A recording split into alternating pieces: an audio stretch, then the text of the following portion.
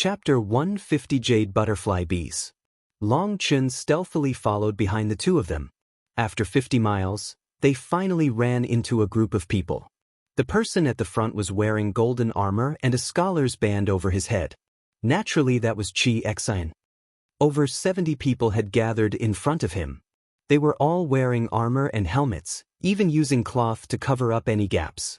All they exposed to the outside were their eyes. Long Chun couldn't help being curious now. Just what were they planning on doing with such attire? He was wondering how he could noiselessly infiltrate his way in when someone patted him in the shoulder. "What are you just standing here for? Hurry up and join them."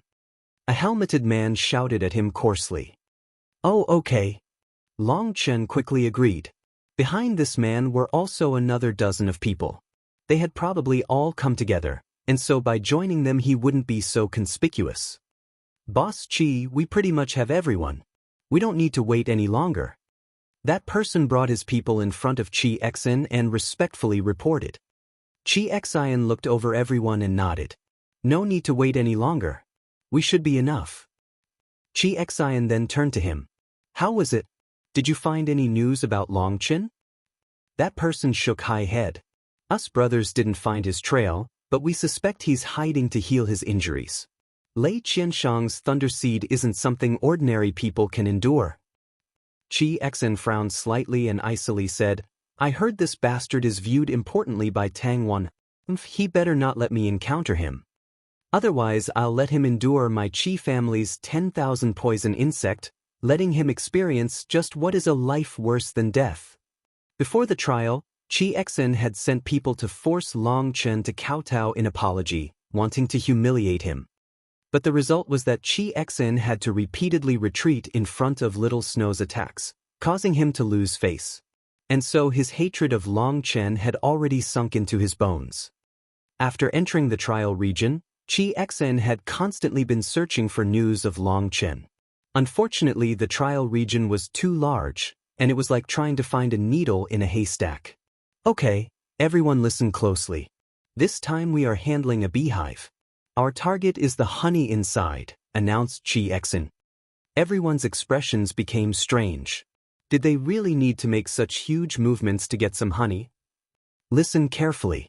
What we'll be handling won't be ordinary bees, but magical beasts, the jade butterfly bees." Chi Xian had long since expected that reaction. Hearing that it was the jade butterfly bees, quite a few people's expressions changed. Many people had already heard of that name, as it was just too terrifying. The jade butterfly bee was extremely beautiful with long butterfly wings that sparkled translucently like jade. That was of course why they had been called the jade butterfly bees. They weren't that large, only the size of a palm, and were considered first-rank magical beasts. But they weren't true magical beasts. That was because they had no crystal core or nidin. According to a stricter classification, they were only insects. But the most terrifying part about them was their poison. It had caused people to make an exception and include it as a magical beast. Its poison wasn't life-threatening, but it was incredibly painful. After being stung once, it would be so painful it would make that person not want to continue living. Furthermore, the jade butterfly bees lived in groups. One hive of them contained thousands, perhaps 10,000s. If you were stung by 10 jade butterfly bees, that would be enough to make you go mad from pain.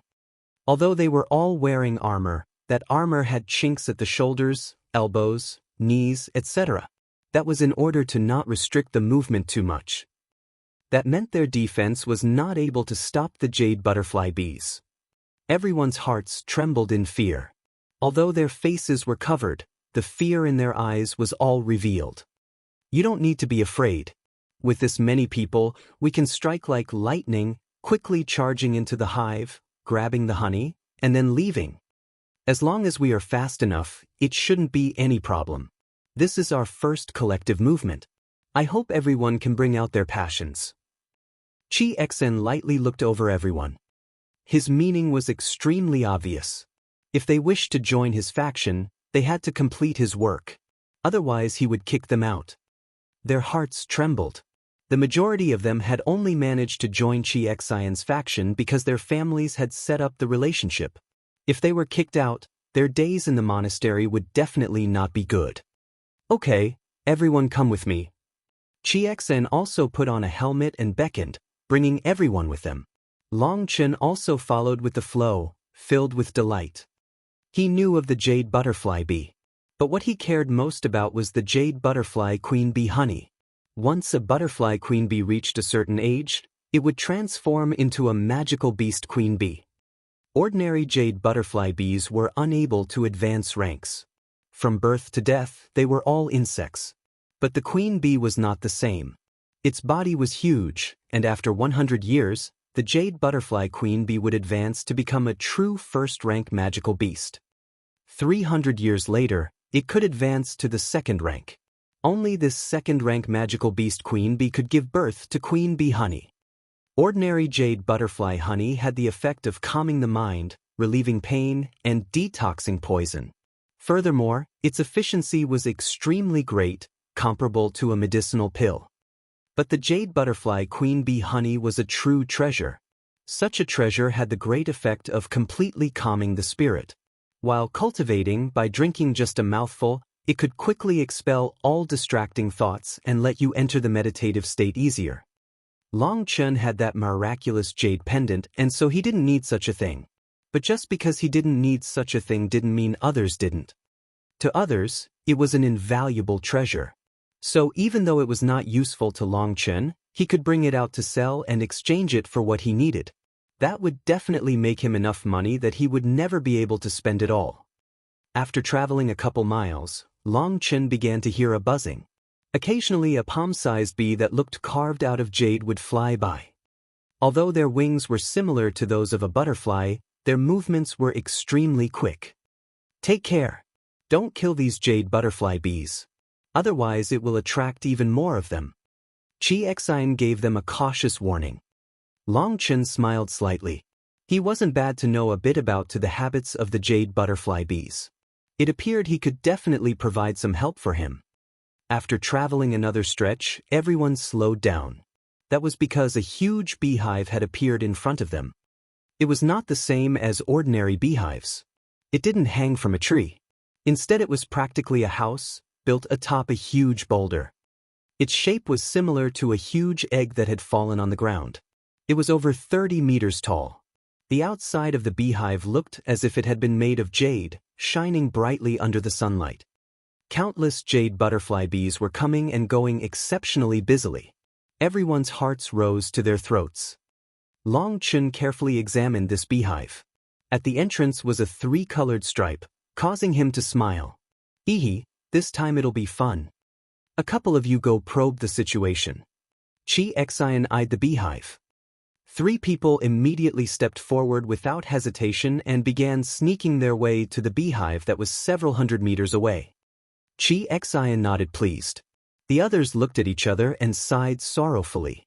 Those 3 had obviously left a good impression for Chiexin. But Long Chen smiled ridiculing. He scolded inside, "You really are a bunch of idiots. You're all wearing helmets and armor. Who can even recognize you?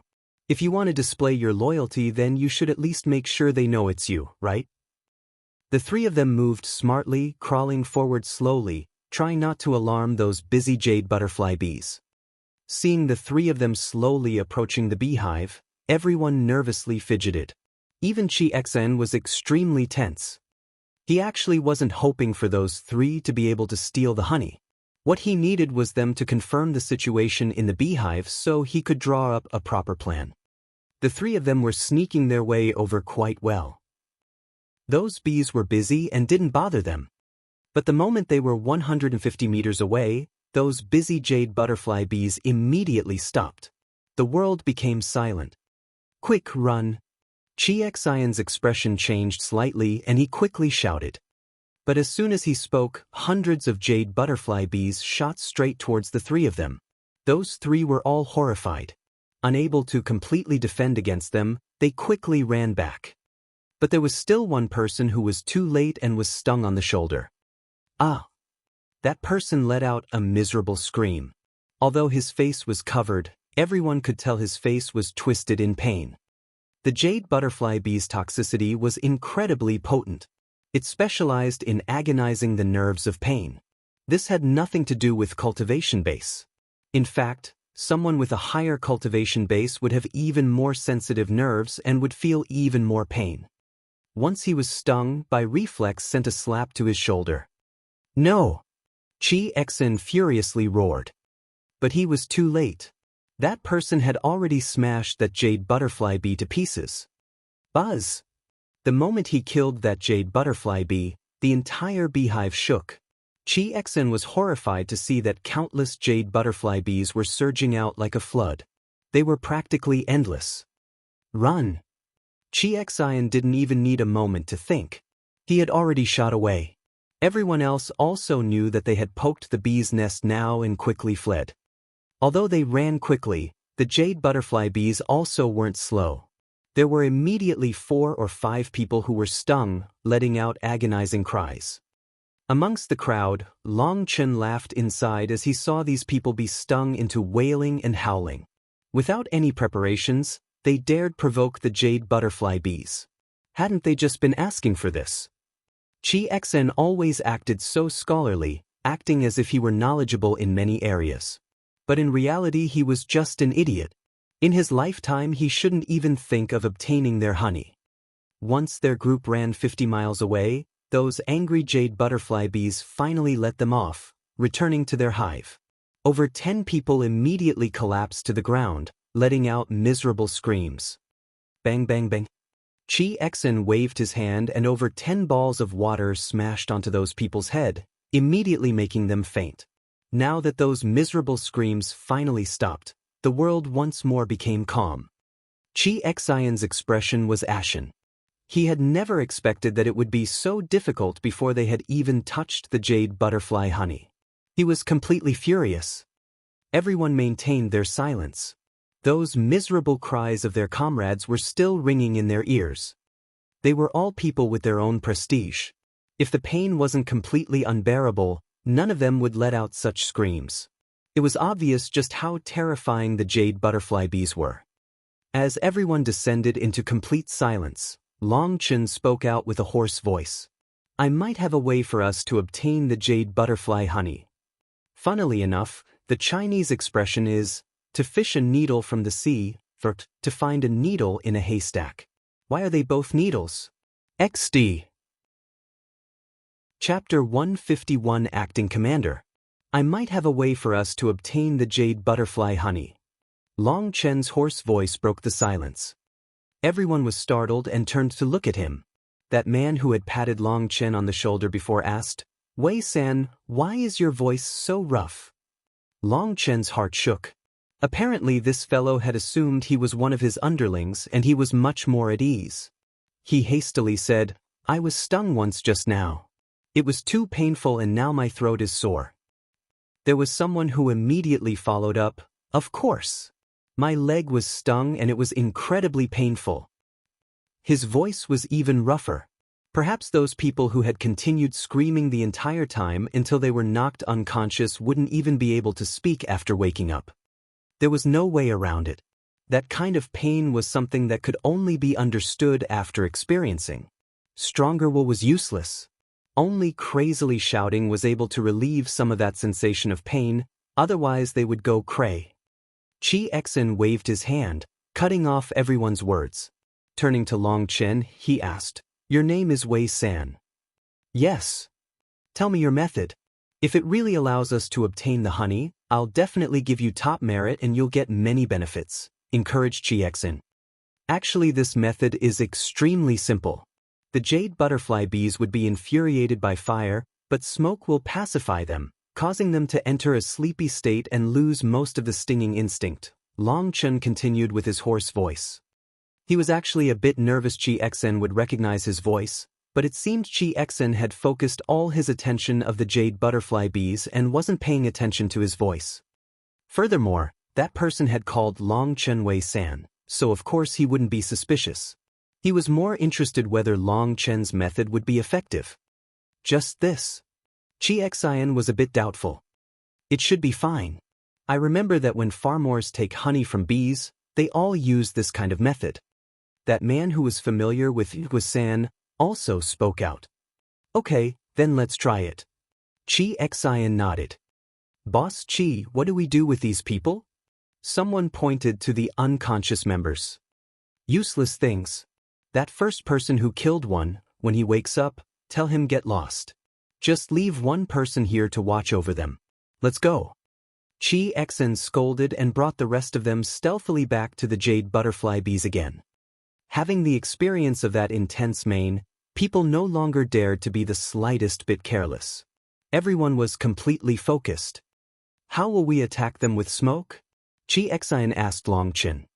Currently Chi Xian treated Long Chen like a trusted aide, causing many people to feel jealous. That kid's luck really was too good. All he came up with was some random idea and he was now viewed so importantly. To guarantee our safety, we'll withdraw a couple 100 meters. Then we'll find a couple trees with high moisture content. Those trees give off the most smoke. Everyone will fan the flames and send the smoke in the direction of the beehive. We'll probably see an effect within an hour, said Long Chen. Okay, we'll listen to you then. I'm handing this matter to you to handle. All of you come over. Do whatever Wei Sen asks you to do. Chi Xian looked over everyone. Long Chen laughed inside. He was promoted so quickly. You and you go chop those trees. Remember they have to be alive. The more leaves, the better. You huge blockhead, what are you just standing there for? Go gather some kindling for starting the fire. Otherwise we might not be able to ignite those fresh leaves. As for the rest, go find some huge palm leaf fans. There are so many shrubs here, I don't think it'll be too hard. Remember we're one team, not individuals working for ourselves. We'll unite our efforts for a common purpose, to help Boss Chi obtain the honey. Does anyone not have confidence? At the end, Long Chen was shouting with his hoarse voice. Those people rolled their eyes. As soon as this brat obtained an opportunity, he immediately began borrowing Chi Xian's power to order them around. But they also didn't dare retort because Chi Xian was present. Even if it was acting, they still had to follow through. But inside they cursed this Wei San. Yes. I can't hear you. Do you have confidence? Shouted Long Chen. Yes. Everyone was infuriated. Long Chen truly knew how to play his part as a low-status person suddenly gaining power. They all furiously replied to him. Chi Xian nodded, actually feeling that this Wei San truly had a couple of tricks up his sleeve. In just a couple words, he had harmonized the atmosphere so well. That was definitely a skillful person worthy of being put in an important position. But what Chi Xian didn't seem to be aware of was that while everyone's thoughts had harmonized, the atmosphere was anger, not encouragement. But in any case, they had no choice but to follow Long Chen's orders. Furthermore, they even had to work properly. That was difficult to these geniuses who had lived like princes. Hey, what are you doing? I asked you to get firewood. What are you doing bringing this withered wood over? We need thin pieces to start the fire. Without the kindling, how are you planning on starting the fire? And you, we haven't even started the fire yet, so what are you doing putting the logs here? Do you know how to start a fire? And you? Long Chen majestically criticized everyone. It went without saying that with Chi Xian present, no matter what he shouted, they all didn't dare refuse. Long Chen suddenly remembered that the person who had patted his shoulders. Wasn't he also the one who had ordered him to kneel to apologize to his brother? Because everyone was wearing helmets, he hadn't realized that until now. But having heard his voice this much, he had suddenly realized why it was familiar. You start the fire. Long Chen tapped him on the shoulder. That person's expression immediately changed. This brat was truly excessive. No matter what, it was he who was Chi Xian's close, competent follower. But now he was ordered around like this. But he still couldn't show any anger at this time. He clearly knew that that would irritate Chi Xian. So he could only swallow his anger. But he swore to himself that once this matter was over, he would definitely give this Wei San a proper beating and teach him how to conduct himself. A large fire now burned brightly. Long Chen ordered others to throw on the fresh branches, causing a burst of smoke. Starting fanning the flames. Following Long Chen's order, everyone obediently began using the palm leaf fans. with tens of people fanning the flames, especially since they were blood condensation experts. The wind they formed was extremely great. Billows of smoke enveloped the beehive. Long Chen continuously ordered people to throw on new branches to maintain the smoke. A quarter hour later, the buzzing gradually became quieter.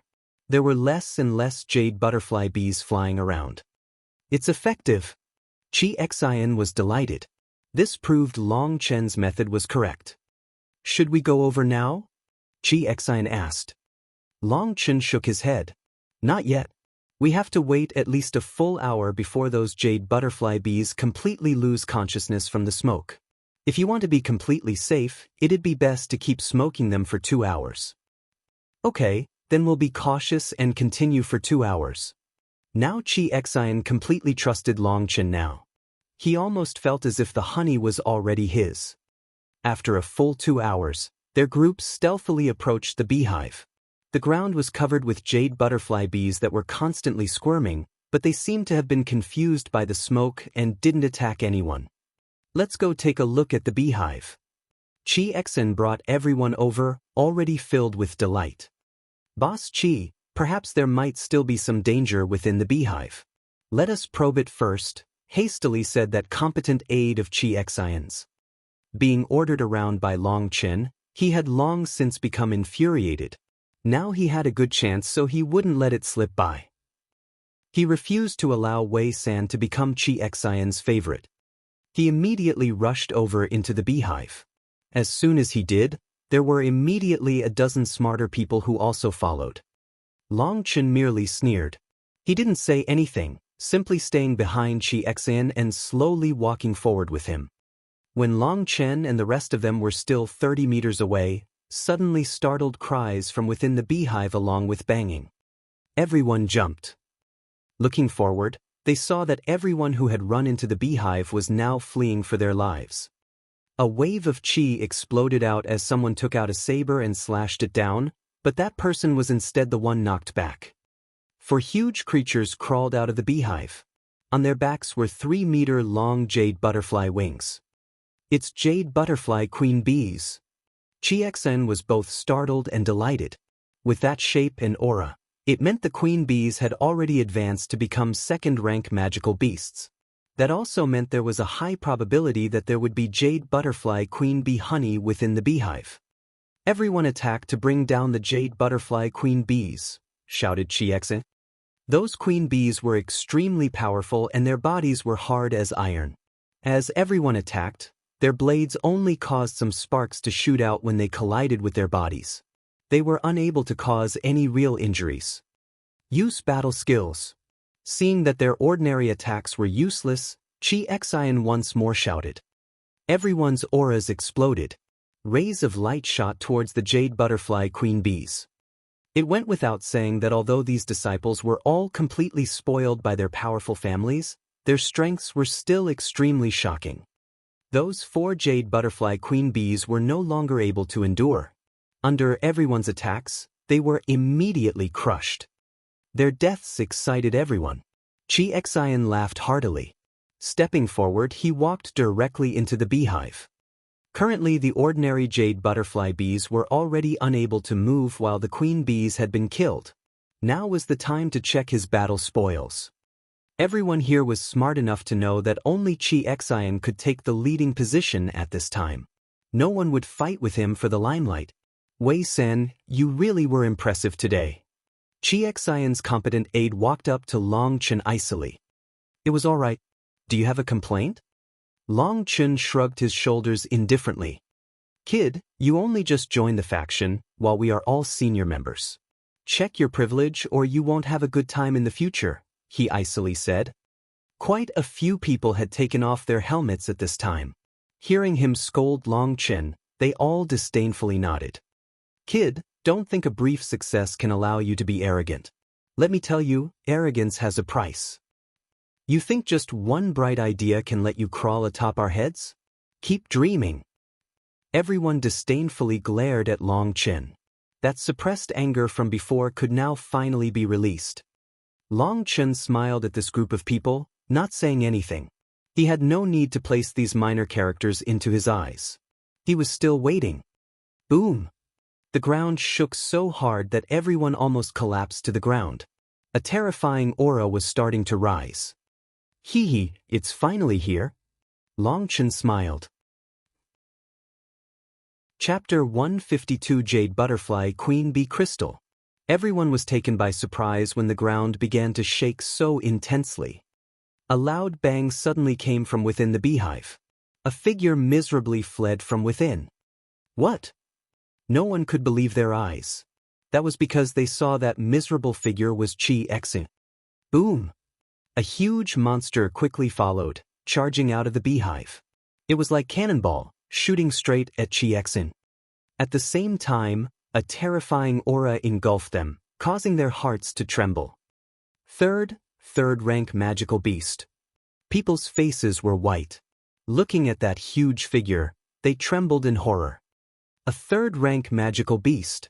That was completely horrifying, completely out of any of their predictions. Chi Exin coldly snorted when he saw that third rank queen bee charge at him. Raising his hand, a translucent water curtain formed a shield in front of him.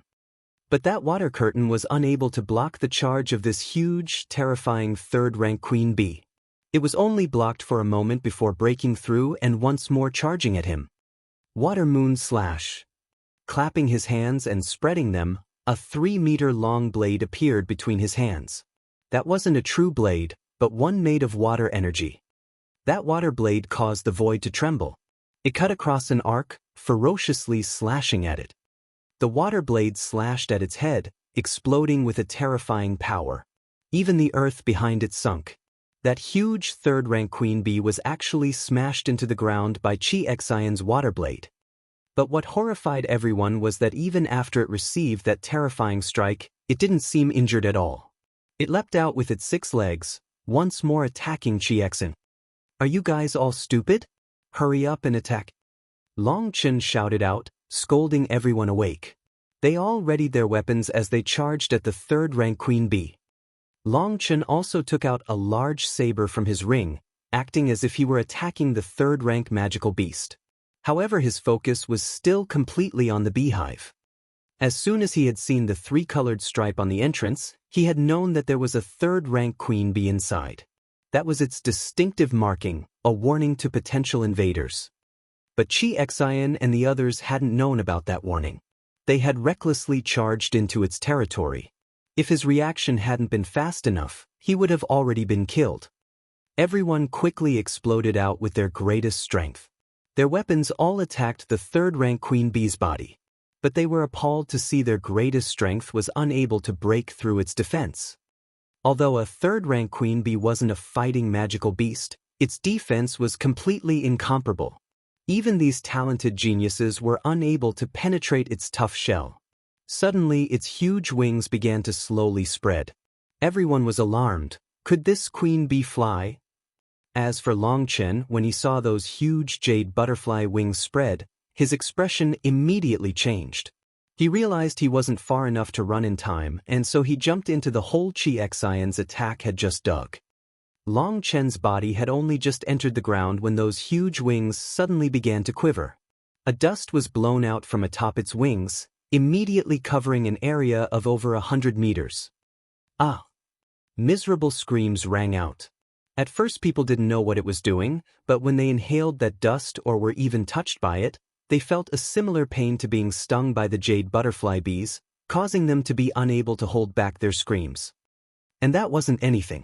When the dust entered their noses, that pain directly attacked their mind, a pain that made them wish for death. Sky water protecting the body. Chi Exion was the first to realize its threat and directly used his water energy to protect himself. That allowed him to be fine. But every single other person was now lying on the ground, howling in pain, unable to do anything. Only some luckier people had managed to faint. The others could only suffer that infernal torment. Die, you beast! Chi Exion raged. He jumped up, sending a kick on its head. Having just used such a powerful move, it hadn't had any preparations and was sent flying hundreds of meters away. A spear now condensed from water energy in his hands, stabbing at the queen bee. that queen bee's strength was only average. Its most dangerous part was its stinger, but with its huge, awkward body, it was impossible for it to stab its stinger into enemies. Other than that, only its defense was exceptionally sturdy. Its 6 legs brought it crazily charging at Chi Exin. Its mouth wildly bit towards him. Even with Chi Exion's confidence, he still didn't dare be caught by its mouth. The spear in his hand stabbed out continuously, fiercely facing off against it. Phew! Long Chen crawled out of the ground. But he immediately sensed some pain when he breathed and hastily consumed a detoxification pill. Examining the situation, he saw it was a complete mess. People were constantly twitching and moaning on the ground. Further away was Chi Xian in a fierce fight. All his attention was now focused on his fight with the queen bee, and he didn't pay any attention to this place. Long Chen smiled slightly and stealthily slipped into the beehive. After entering the beehive, he used his spiritual qi to protect his body, not daring to be the slightest bit incautious. But once he was inside the beehive and saw its current state, he let out a breath. Although there were countless jade butterfly bees inside, they had already lost their senses at this time. All he had to do was avoid stepping on their stingers. Within that huge beehive were huge honeycombs. Inside those honeycombs was a gleaming liquid that was slowly flowing. Ah, too bad there are too many of the jade butterfly bees here. Otherwise I could absorb the entire beehive. A spatial ring was unable to absorb living things. If he wanted to absorb this beehive, he would have to completely remove every single jade butterfly bee. That would waste far too much time. Furthermore, Long Chen was already extremely pressed for time. He definitely couldn't stay here for long. Although the queen bee might be strong, its attacking power wasn't great. It couldn't pose a menace to Chi Xian, so its loss was only a matter of time. Long Chen examined the surrounding honeycombs. He didn't immediately start collecting, but instead walked in deeper. The outer region was just the ordinary honey and didn't fetch that high of a price. But after walking in a couple dozen meters, several huge honeycombs appeared before him. Each of those honeycombs held dozens of hexagonal cells that were arranged just like countless water jars. Each cell was completely filled with bright liquid. Even before he walked close, he could smell its sweet scent which seeped into the deepest part of his lungs. There's actually this much jade butterfly queen bee honey. Long Chen couldn't help rejoicing. He counted 4 of these huge honeycombs. Thinking of those 4 queen bees that had come out previously, he immediately understood that they had each had one here. He completely absorbed those 4 honeycombs. Just obtaining one would have completely satisfied him. Now that he had obtained 4, flowers almost starting blooming inside his heart. But Long Chen knew that his harvest today wouldn't stop just here. He continued slowly walking forward.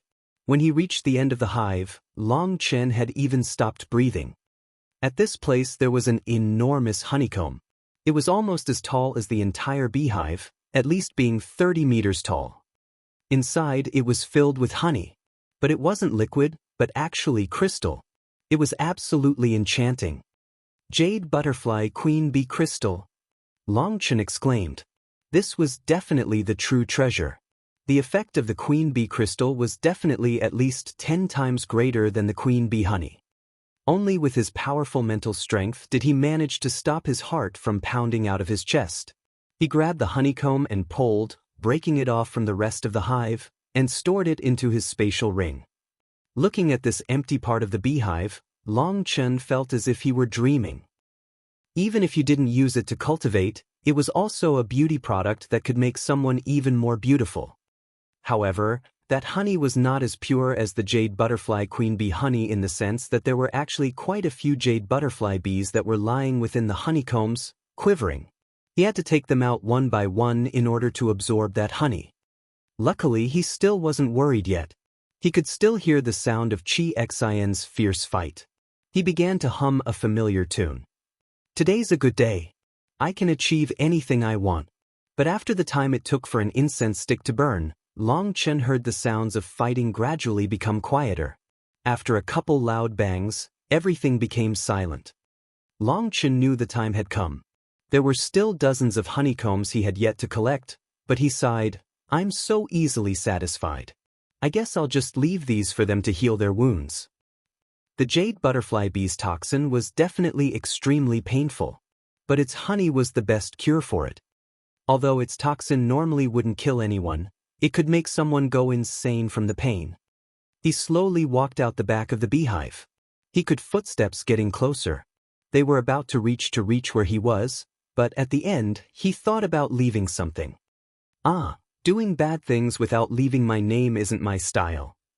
He took out a brush from his spatial ring and left a bold line of words with the honey as ink. He then slipped through the opening he had made, stealthily leaving.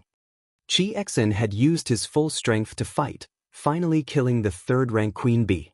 It went without saying that Chi Xen's strength was frighteningly great. But killing a third-rank magical beast had also exhausted him. His armor was cracked all over, and blood even dripped from some of those places. And that was only because his luck had been good. Thiet Queen Bee wasn't suited for attacking. Otherwise, if he met a third-rank magical beast king like Little Snow, he definitely would only be able to flee.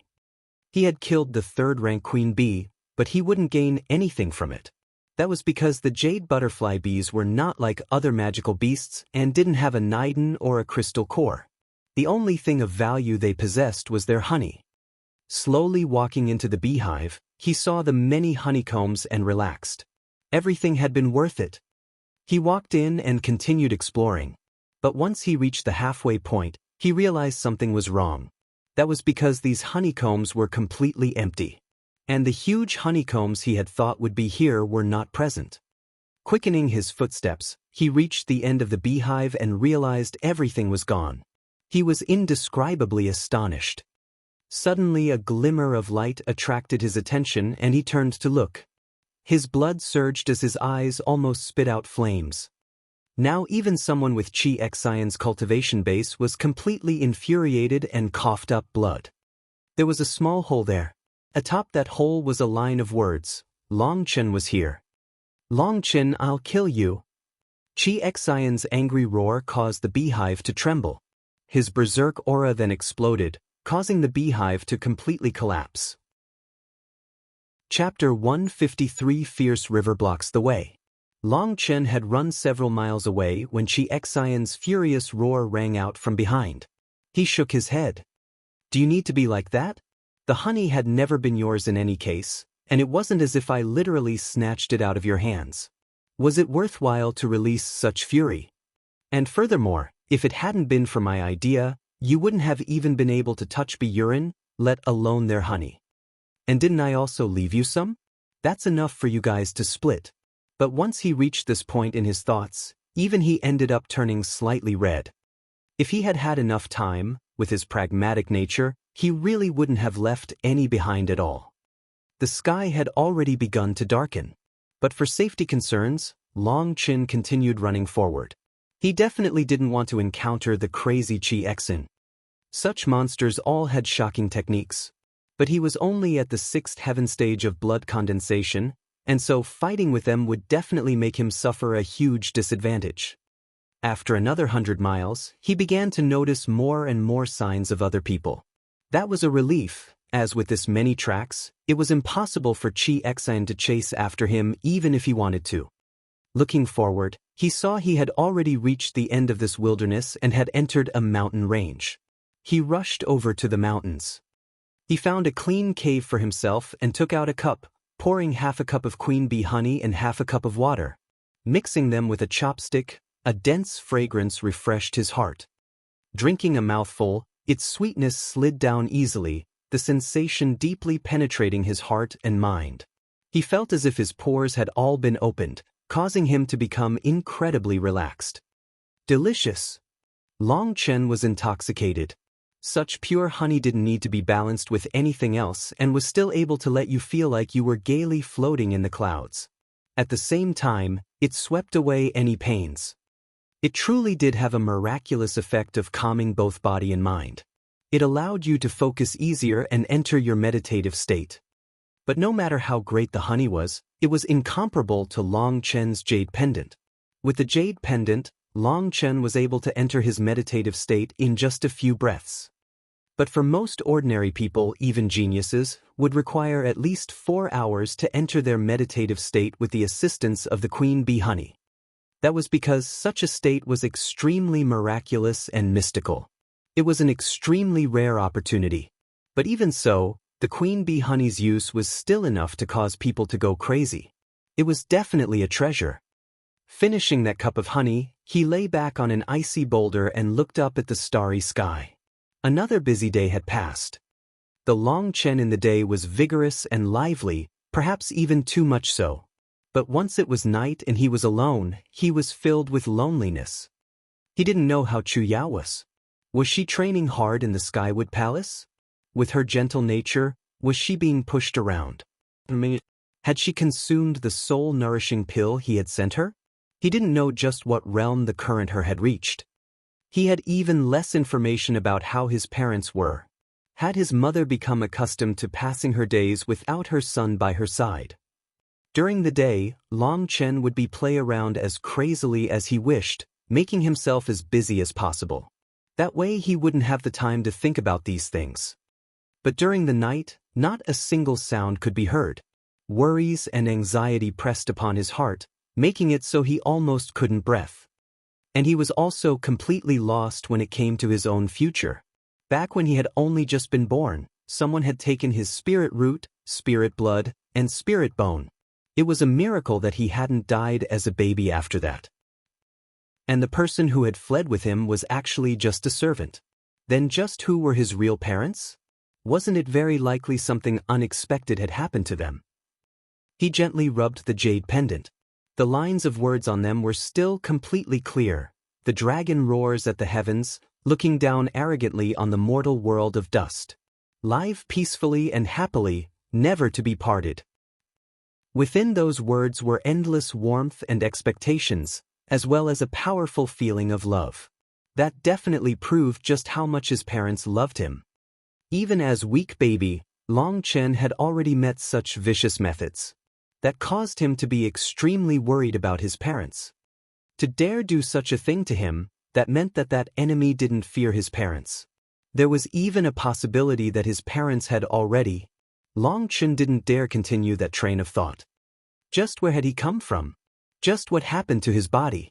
What person would be so ruthless to a baby, and what could possibly be their goal? These endless questions continuously bounced around in his head. His mind was a complete mess. Furthermore, there was that voice that had occasionally rang out in his head, as well as that vision of a fist shattering apart the very heavens and universe from that destructive man. This all made Long Chen feel like his head might explode. Taking a deep breath, he shook his head, putting away those questions. In any case, as long as he could keep surviving, there would be a day when the truth would reveal itself. What he needed to do now was eat, play, and grow properly. He would save up enough strength that he would eventually uncover his origin. Her father had told him that as long as he one day stood at the peak of the cultivation world, he would naturally learn what had happened. Currently he was just a beginner in the blood condensation realm. But every day he was quickly maturing. He believed that there really would be a day when he would reach that level. Taking a deep breath, with the assistance of the jade pendant, Long Chen expelled all those distracting thoughts and began to cultivate. He summoned his divine ring into his dantian. He began to absorb heaven and earth's spiritual qi, nourishing his blood. Although Long Chen's dantian was deathly silent, that empty space now had countless uses for him. Long Chen was able to summon his divine ring there to cultivate. He could also condense the flame energy within his meridians there. And now he could also gather his newfound thunder force there as well. His empty dantian had become a place where he could gather all kinds of different energy. He could rent it out as he needed. That was the first time Long Chen felt the benefit of not having a dantian. A normal dantian could only contain a single type of energy, and thus you could only cultivate a single path. That was like how a pill cultivator's dantian could only contain flame energy.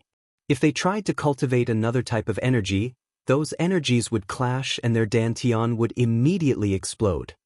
Under the full force of the divine ring, his absorption speed of spiritual qi had reached a frightening level. But Long Chen had noticed that after entering the blood condensation realm, each level required double the time of the previous level to advance.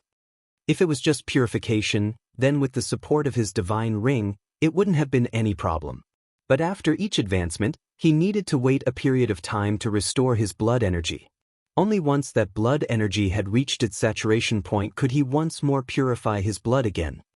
The restoration period was extremely long. Even the assistance of the divine ring didn't help. It had already been over 10 days since his last advancement, but his blood energy had yet to reach saturation, so he was unable to purify his blood again. The continuous absorption of heaven and earth's spiritual qi with his divine ring did allow his blood to be nourished and recover about 10% faster. Although that wasn't much, at least it was better than nothing. The next day, Long Chen had already set out before the sun's first rays had spilled over the horizon. According to the map, after another 2 large mountains, he would arrive at a river. Only by crossing that river could he reach the final destination. Long Chen found that there were more and more people here. He looked around, but he didn't see Guoran and had no idea how he was. However, that guy was definitely extremely shrewd. He doubted any major problems would come up for him. Long Chen followed the flow of the crowd forward. Those who were able to reach this point were all experts. Those who had had their jade tiles snatched away had essentially all stayed in their original positions to see if they could find any good opportunities. According to the monastery's rules, as long as the trial wasn't over, even those who had lost their tiles could stay within the trial region. During the remaining time, they could look all over for some natural treasures. This could also be considered a kind of compensation for them. As for how much those people could obtain, that would be up to their luck. This way, even those registrants who failed to join the monastery would also have some harvests. This was the monastery's way to settle things with them. In this manner, there would be no one who would hold a grudge. It went without saying that the monastery's rules were extremely clever. Some of those experts had been quietly talking amongst themselves, but as soon as they saw Long Chen, they immediately shut their mouths, a trace of fear in their eyes. Long Chen shook his head. Was he so terrifying? But what he didn't know was that he was even more terrifying than monster-class existences to them. That was because monsters didn't kill people. After this long, the news of him killing Zhao Wu had already long since spread to everyone. They naturally had also heard that Long Chen had been struck by Lei Qinshang's Thunder Force seed. But now seeing how lively Long Chen was, it seemed he hadn't suffered any injuries at all. He was glowing with health. How was that the image of someone who was tormented by Thunder Force? Long Chen continued advancing, going past one of the huge mountains, finally allowing him to see what lay beyond. That would be a huge river. That river was extremely wide, most likely stretching 3,000 meters. The surface of the water was extremely mild. Dozens of experts were standing on the riverbank, seeming to be discussing how to cross the river. This river was 3,000 meters wide, while none of them could fly or had flying magical beasts. They had to think of something. Within this trial region were countless terrifying magical beasts. There had already been quite a few registrants who had died to magical beasts during this trial. So everyone was wondering just what creatures lay within this river. No one would just foolishly swim across. Long Chen also paused here. Looking at the river water, he frowned. This water was extremely dirty and it was impossible to see deeply into it. After pondering for a moment, he took out a cooked cow leg from his spatial ring and threw it into the river. That was just one of his random rations he carried around. The cow leg splashed within the water. That splashing sound attracted everyone's attention. They all turned to look there. Suddenly, large ripples appeared over the water and the cow legs sunk down into the water, disappearing. What? Everyone was alarmed. That was because they hadn't been able to clearly see what it was that had appeared before the cow leg had disappeared. That was too strange. Senior apprentice brother Long Chen, just what was that? Asked one brave person. Tiger mouth fish. This time there's something fun to play with, lightly said Long Chen. Heavens, how does this place have such vicious things? People exclaimed fearfully. Tiger mouth fish were extremely vicious. They weren't magical beasts, but over 2/3 of their bodies were taken by their mouths. Their mouths were similar to those of a tiger with sharp teeth that could bite even rock. They weren't large, only growing to the size of a foot, but they usually lived in groups. Even a huge magical beast would immediately be completely swallowed by a school of them. They were extremely terrifying. It's over. There's no way to cross this river. People immediately despaired. This was something they couldn't possibly accomplish. As more and more people gathered here, suddenly a burst of startled cries rang out. A fragrant breeze blew by as a beautiful woman slowly walked over. In case you need clarification, a dantian is supposed to be an energy well where all the qi and energy of the body is stored. However, Longchen's dantian is empty of such a thing, and so it is just an empty space. So he doesn't have a dantian, but he still has that empty place. That empty place is still referred to as his dantian, but it's more as in the spot of the dantian, not an actual dantian. Chapter 154 Ice Fairy. Picturesque eyebrows and skin white as snow. Her colorful robes drifted gracefully with the wind, but her face seemed as if it had been made from cold jade without a trace of warmth. The person who arrived was the ice beauty Yijiqiu. She gracefully walked over to the riverside, obviously also wanting to cross. Everyone descended into absolute silence as they watched her. They wanted to see just how Yijiqiu, a monster class expert, would cross this river. Perhaps they could even follow her. Everyone was filled with anticipation. Their intuition told this terrifying river was definitely unable to stop Yijiqiu. Yijiqiu merely indifferently looked at the river water. Slowly turning her head, she glanced at the crowd. When she saw Long Chen, a slight fluctuation came from that jade face of hers that seemed like it wouldn't change even in 10,000 years. "Do you want to go together?" she asked, looking at Long Chen. "No, thank you though. I have my own method to cross." Long Chen smiled slightly, but he politely declined her kindness. He knew Yijiqiu definitely had her own way to cross. While it would have been convenient to go with her, he felt uncomfortable with this icy beauty. He would rather face the fickle Tangwaner than Yijiqiu. At least he could tease Tangwaner a bit. But he had no desire to do the same with Yijiqiu. Countless people's hearts dripped blood when they saw Yijiqiu invite Long Chen. They were filled with jealousy. How was this brat so lucky for him to even obtain the ice beauty's appreciation? But when they heard him decline, they looked at him as if he was an idiot. But there were also several people who admired Long Chen's pride. He was absolutely wild and didn't care about any of them, even her. Yijiqiu didn't have any reaction when Long Chen declined. She merely nodded and turned back to the river. "Sister, you can't. Within the water there's..." Someone let out a startled shout, thinking Yijiqiu was attempting to swim over. But halfway through he shut his mouth. Everyone was shocked to see that when her foot touched the water, it didn't sink. She stood atop the water. People hastily looked below her feet to see that a layer of ice had formed over the water. When people finally understood what she was doing, she was already continued walking gracefully like an ice fairy. She was like a true fairy, each step forming more ice on the river. Her long hair and robes fluttered in the wind, causing people's hearts to sway along with them. It was as if they were looking into a portrait. When Yijiqiu had walked dozens of meters in, the water below her began to surge as countless tiger-mouth fish began to swim over. They naturally didn't care about her beauty. In their eyes, she was just prey. People let out alarmed warnings, but Yijiqiu ignored them all, just continuing to walk forward slowly. Suddenly those tiger-mouth fish that were charging over all became still. Only then did they realize that Yijiqiu's ice had spread several meters into the water now. Those tiger-mouth fish were all frozen solid. Everyone was filled with shock as they looked reverently at that figure.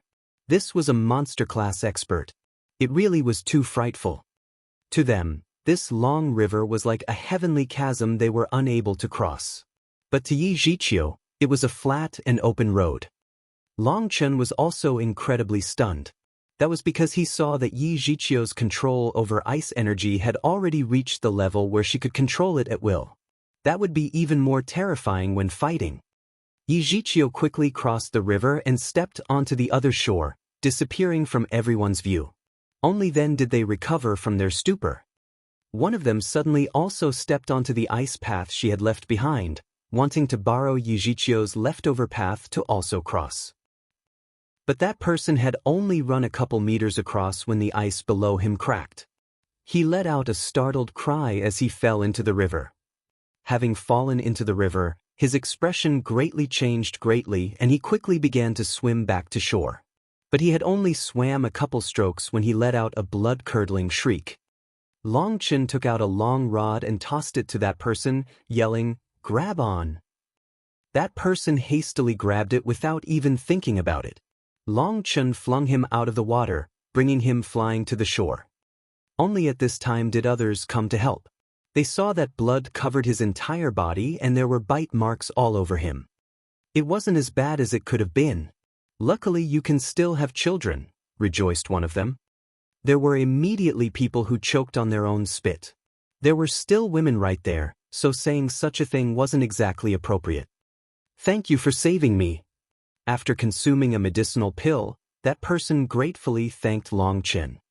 If it weren't for Long Chen, he definitely wouldn't have been able to reach the shore before being eaten by those tiger-mouth fish. From the moment he had fallen into when Long Chen had gone to rescue him, less than a breath's time passed, but he was already so wounded, horrifying everyone. "No problem, it was nothing," laughed Long Chen. Although this person was neither a relative or a friend, he couldn't exactly just watch as he was eaten by the fishes. "Senior apprentice brother Long, how can we cross this river? Please show us the way." One of them bowed to Long Chen, clasping his hands before him respectfully and sincerely. Long Chen shook his head. "This river is one of the tests the monastery has left for us. You have to rely on your own methods." Everyone despaired when they heard that. Such a test was too cruel. One person thought for a moment and threw in a large piece of floating wood and jumped onto it. But they only floated over a couple meters before the tiger-mouth fishes attacked them. They were extremely sly.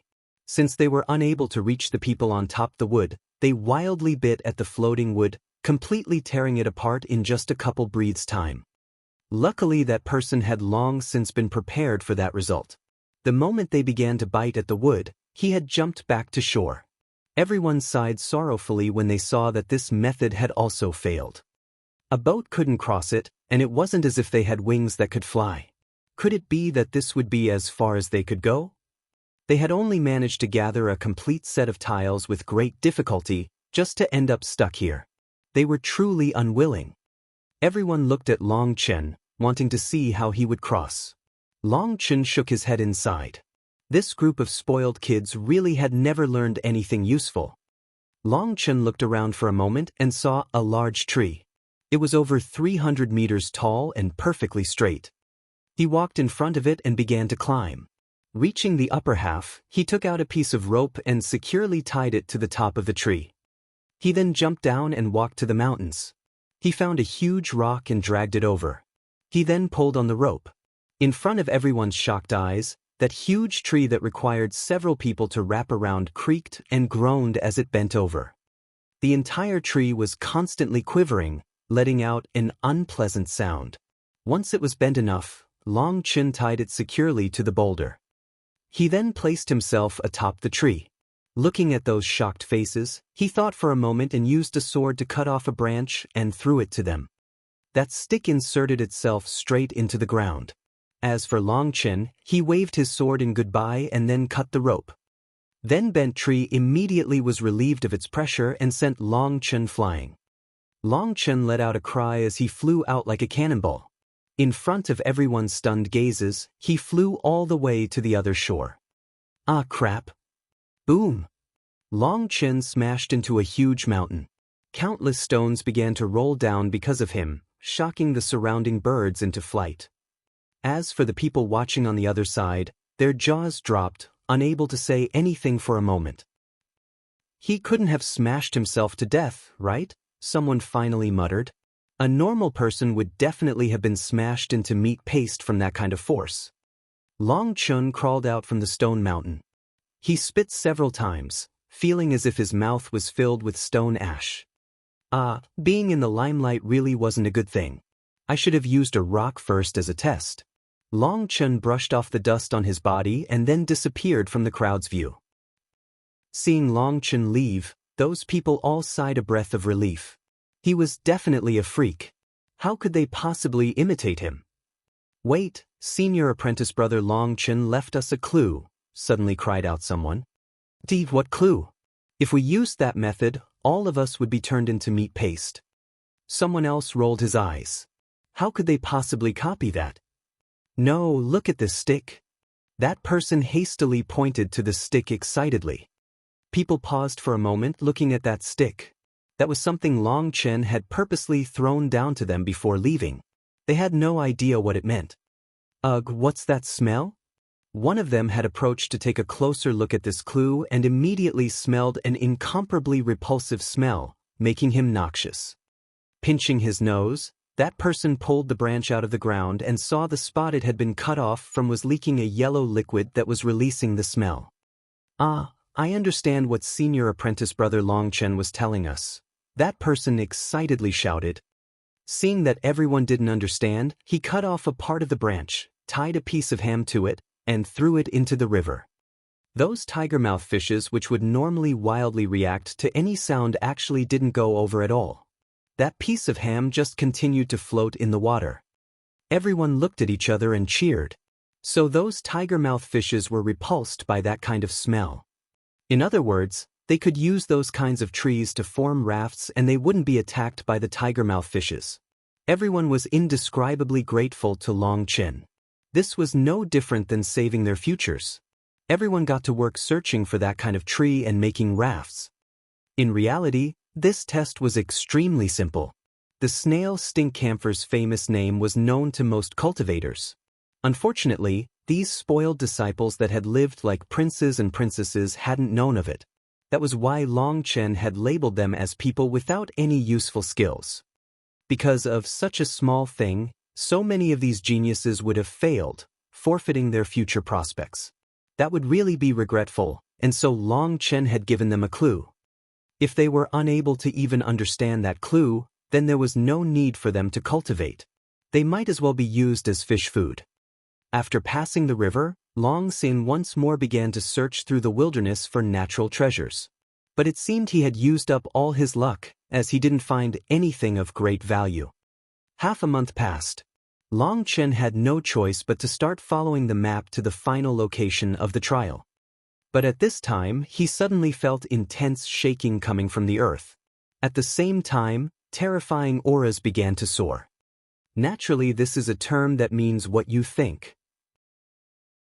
Chapter 155 Profound Spirit Fruit. It's the aura of monster-class experts. Long Chen was startled. Those auras were incomparably powerful, soaring straight into the clouds.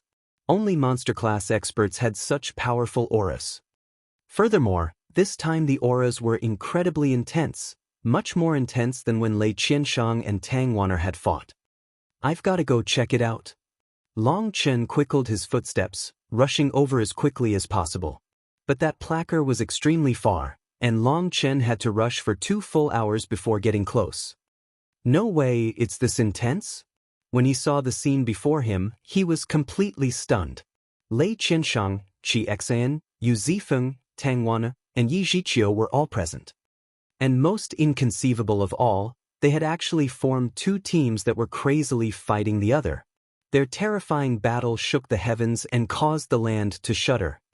They were fighting 3 against 2, as at some unknown point, Tang Wan'er and Yi Zhiqiu had formed an alliance to face off against the other 3. Lei Qianshang, Qi Xan, and Yu Zifeng were all fighting with their full strength.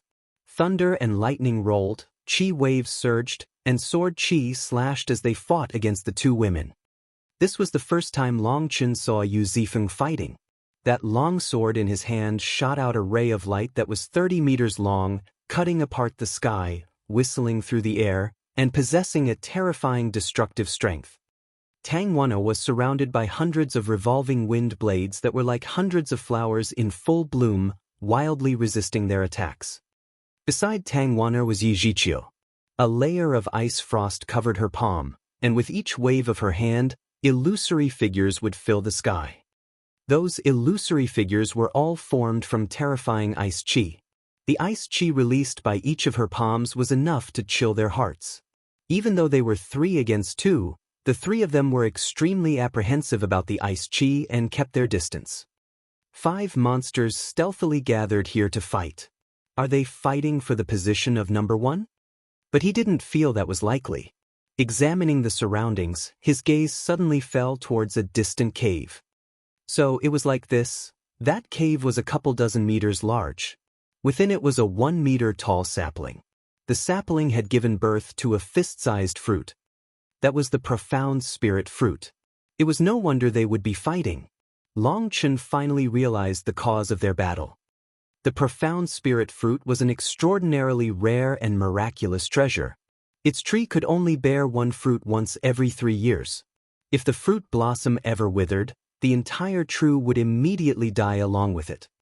But if it bore fruit, then once the fruit matured, the fruit had to be picked within 2 hours' time or it would rot away. This fruit had a heaven-defying effect. That was to allow blood condensation experts to have a high chance to perfectly advance to the muscle rebirth realm. A perfect advancement was the dream of countless martial artists. Cultivating was just like building a skyscraper. Only if the foundation was sturdier could it be built higher. Normally, only once a spirit root reached the silver grade could there be a chance of a perfect advancement. But that probability was only around 30%. 70% of those who possessed even silver grade spirit roots were unable to achieve a perfect advancement to muscle rebirth. It was no wonder these monster-class geniuses were fighting so hard. Was the reason they had suppressed their cultivation bases also because of this profound spirit fruit? He then realized the 4 of them were surprisingly far from the cave. Searching for why, he saw a line of words. Those who damage this tree will die. That line of words was extremely clear. They were written boldly as a warning.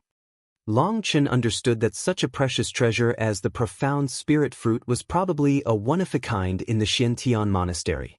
Perhaps this was also why their disciple selection only occurred once every 3 years. They naturally would take precautions against those registrants from harming it. Despite Yi Zhiqiu and Tang Wan fighting together, they were still at a disadvantage against the 3 others. They were being forced back step by step. Long Chen hesitated for a moment. Just watching wouldn't be too suitable. After all, he was at least a bit more friendly with Tang Waner and Yi Zhiqiu. Furthermore, even if he didn't care about those 2 beauties, didn't he still have to at least deal a blow to Lei Qianshang and Qi Exin? Those 2 had already become mortal enemies with him. If he let them obtain the profound spirit fruit, that would definitely be disadvantageous for him. Hey, you 3 shameless fellows, how can you bully 2 weak women in broad daylight like this? Now that I've arrived, why haven't you stopped yet? Long Chen swaggered over, shouting. His hands were clasped behind his back as if he were some expert. Hearing Long Chen's voice, Qi Xian's face immediately darkened. He began to almost involuntarily shiver. That voice had already been carved into his bones. Long Chen. Qi Xian and Lei Qianshang both gnashed their teeth as they spit out his name. As for Tang Wan, she was pleasantly surprised to see him. Long Chen winked at Tang Wan before turning to Lei Qianshang and Qi Xian. You 2 are so malevolent and I see a devilishness within your eyes. I was just strolling around, but now I will take the place of the heavens to punish you evildoers. If you 2 don't stop now, then I'll have to take action to put away you 2 demons. Long Chen's words were only towards Qi Xian and Lei Qiansheng. He had no enmity with Yu Zifeng, and there was no need to drag him down with them. This scoundrel, does he not know how to fear? Tang Waner barely kept back a laugh. She called to Long Chen, there's no need for you to take action. Go over to the cave. The profound spirit fruit is about to fully mature and you have to pluck it at the earliest moment. Although she felt Long Chen was powerful, he was unable to compare to them. Now for the fight for the profound spirit fruit, everyone no longer held back, so she was afraid he would injure himself. That's a nice plan, but how about you die for me instead? Qi Xian angrily roared. He actually directly withdrew from their fight and shot at Long Chen. He was still about to go crazy from rage about what had happened with the honey. He had painstakingly worked for so long, all for Long Chen to swoop in at the last moment and take all the benefits. If he hadn't encountered the real Wei San later, he would still not even know how he had managed to steal all that honey. His entire faction had been played just like that. That had angered him so much it felt as if he might explode. He wished to swallow Long Chen alive. Furthermore, even having suffered such a loss, he didn't even dare to make it public. Now that he saw Long Chen, even with his cultivation base, his body was constantly trembling. Just what level of anger had Long Chen caused him to reach? "You brazen demon, you dare look at me with those eyes? Then don't blame me for taking the place of the heavens to punish you." Long Chen pointed at Chi Xian. "Die." Chi Xian's face turned green. A huge water blade appeared in her hand. He viciously slashed it down on Long Chen like a guillotine. This weapon was condensed out of water energy, but it wasn't the same as the previous ones he had condensed. This one had strange lines over it, a sign that it had been made of core energy. "Careful!" Tang Wan'er gave him a warning, not expecting Chi Xian to be so crazy. That attack was his full strength. He actually wanted to kill Long Chen. Both Shi and Yi Zhiqiu were both startled. They didn't know what had happened with Long Chen and Chi Xian, but it was already too late for them to go save him. "If you're still alive, why would I die?" Long Chen took out a black spear. That was one of his spoils of battle, and it weighed over 3,000 kilograms. At this time, Long Chen no longer reserved anything. His Feng Fu star circulated and an explosive aura soared as if a lion had awoken. His spear stabbed above him. Boom! Terrifying energy collided. Both of them were knocked back a dozen meters. Long Chen pointed his spear at Chi Xian. "Come again." That one exchange gave everyone a fright. They finally realized a certain fact. Long Chen had definitely been hiding his true strength. During that previous attack, Chi Xian hadn't been holding back anything. But after receiving it, Long Chen wasn't the slightest bit injured. This scoundrel! He was actually so strong. Tang Wan'er was also shocked, her heart pounding wildly. He looked possessed by a god of war, disdainfully looking down on all. Was the same Long Chen she knew. Shock and fury alternated on Chi Xian's face. But hearing him taunt him, it was immediately his fury that won over his common sense. The huge blade in his hand once more slashed at Long Chen. "Wow, I tell you to come and you come. How obedient!" Brandishing his spear, his entire power exploded out. This was the first time Long Chen had used his full force since arriving here. After reaching the blood condensation realm, with each advancement he had felt his power rapidly growing. But as for what level he had exactly reached, even he didn't know. Now facing off against an opponent as strong as Chi Xian, his entire body's energy surged out. Boom, boom, boom. The two of them fought brutally and directly. In Chi Xian's anger, all he wanted was to completely crush Long Chen into mincemeat, and so his attacks had no skill in them whatsoever. Long Chen was also like that. Holding the spear with both hands, he used it as a club, viciously smashing it around like some barbarian. While this battle began to intensify, the other battles slowed down. Most of the four other monsters' focus was on this side. The most shocked would have to be Lei Qiansheng. He knew he had planted a thunder seed in Long Chen's body. Even if Long Chen had had Tang Wan'er's help, he had thought it would require at least a month's time to completely expel. And even if he expelled the thunder seed, his body would still have been ravaged by his thunder force. That would require an extremely long time to recover from. But seeing how lively Long Chen was now, he didn't seem injured at all. Bang! The two of them fought for a full hour like a wild tempest, not stopping at all. That was until this final collision. Both of them retreated slightly, staring back at the other. Both of them were gasping slightly. That fight had truly been too intense. How delightful! Long Chen exclaimed inside. He truly was worthy of being a monster-class genius. Chi Xian's power went without saying. You're out of strength now, aren't you?" Chi Xian snorted icily, pointing his water blade at Long Chen. Such a relaxing and easy fight. I could easily keep it up for 3 days and nights. Just this much is nothing. Long Chen disdainfully boasted. Then what are you gasping for? Chi Xian of course didn't believe him. Idiot, what gasping? This is called a breathing pattern. By quickly breathing, it's possible to increase the cultivation speed. I wouldn't expect an idiot like you to understand such a profound cultivation method. Even explaining it to you now is useless. Long Chen spouted nonsense in a retort. He had no choice but to admit inside that he was unbearably exhausted. Monster class experts were too powerful, easily capable of killing the secular world's muscle rebirth experts. Give your bullshit to someone else. Even I decide not to kill you, I'll definitely cripple you today. Qi Xian roared and charged at Long Chen. Your dreams are grand, but unfortunately you'll never be able to achieve them. Long Chen smashed his spear at Chi Xian. Their wild fight once more resumed. But suddenly an exceptionally sweet scent drifted over. Long Chen paused. The profound spirit fruit had fully ripened. Chapter 156 Intense Struggle. Of course, if Long Chen managed to smell it, the others also all managed to. Their auras all exploded out completely as they attempted to overpower their opponents. As for Chi Xian, who was fighting with Long Chen, his eyes brightened and strange lines suddenly appeared between his eyebrows. As soon as these lines appeared, that water blade in his hand seemed to come to life as it slashed at Long Chen. Long Chen was startled and hastily blocked it. Boom!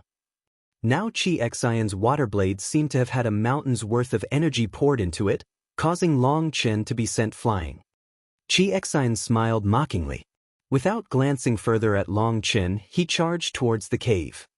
Seeing that, Long Chen immediately understood he had been duped. And it wasn't just him, everyone else had been fooled as well. Although he didn't know whether Chi Xian had been faking his anger, but he definitely hadn't lost his reasoning. He had acted as if he had gone insane to fight Long Chen. That was because Long Chen had been a bit closer to the cave. Once the profound spirit fruit matured, he could charge to it at the first moment. Long Chen reacted and charged over at Chi Xian. However, Chi Xian had moved first, and so there was no way he could catch up. Gale slashing moon. Suddenly a lovable cry rang out and a wind blade shot at Chi Xian.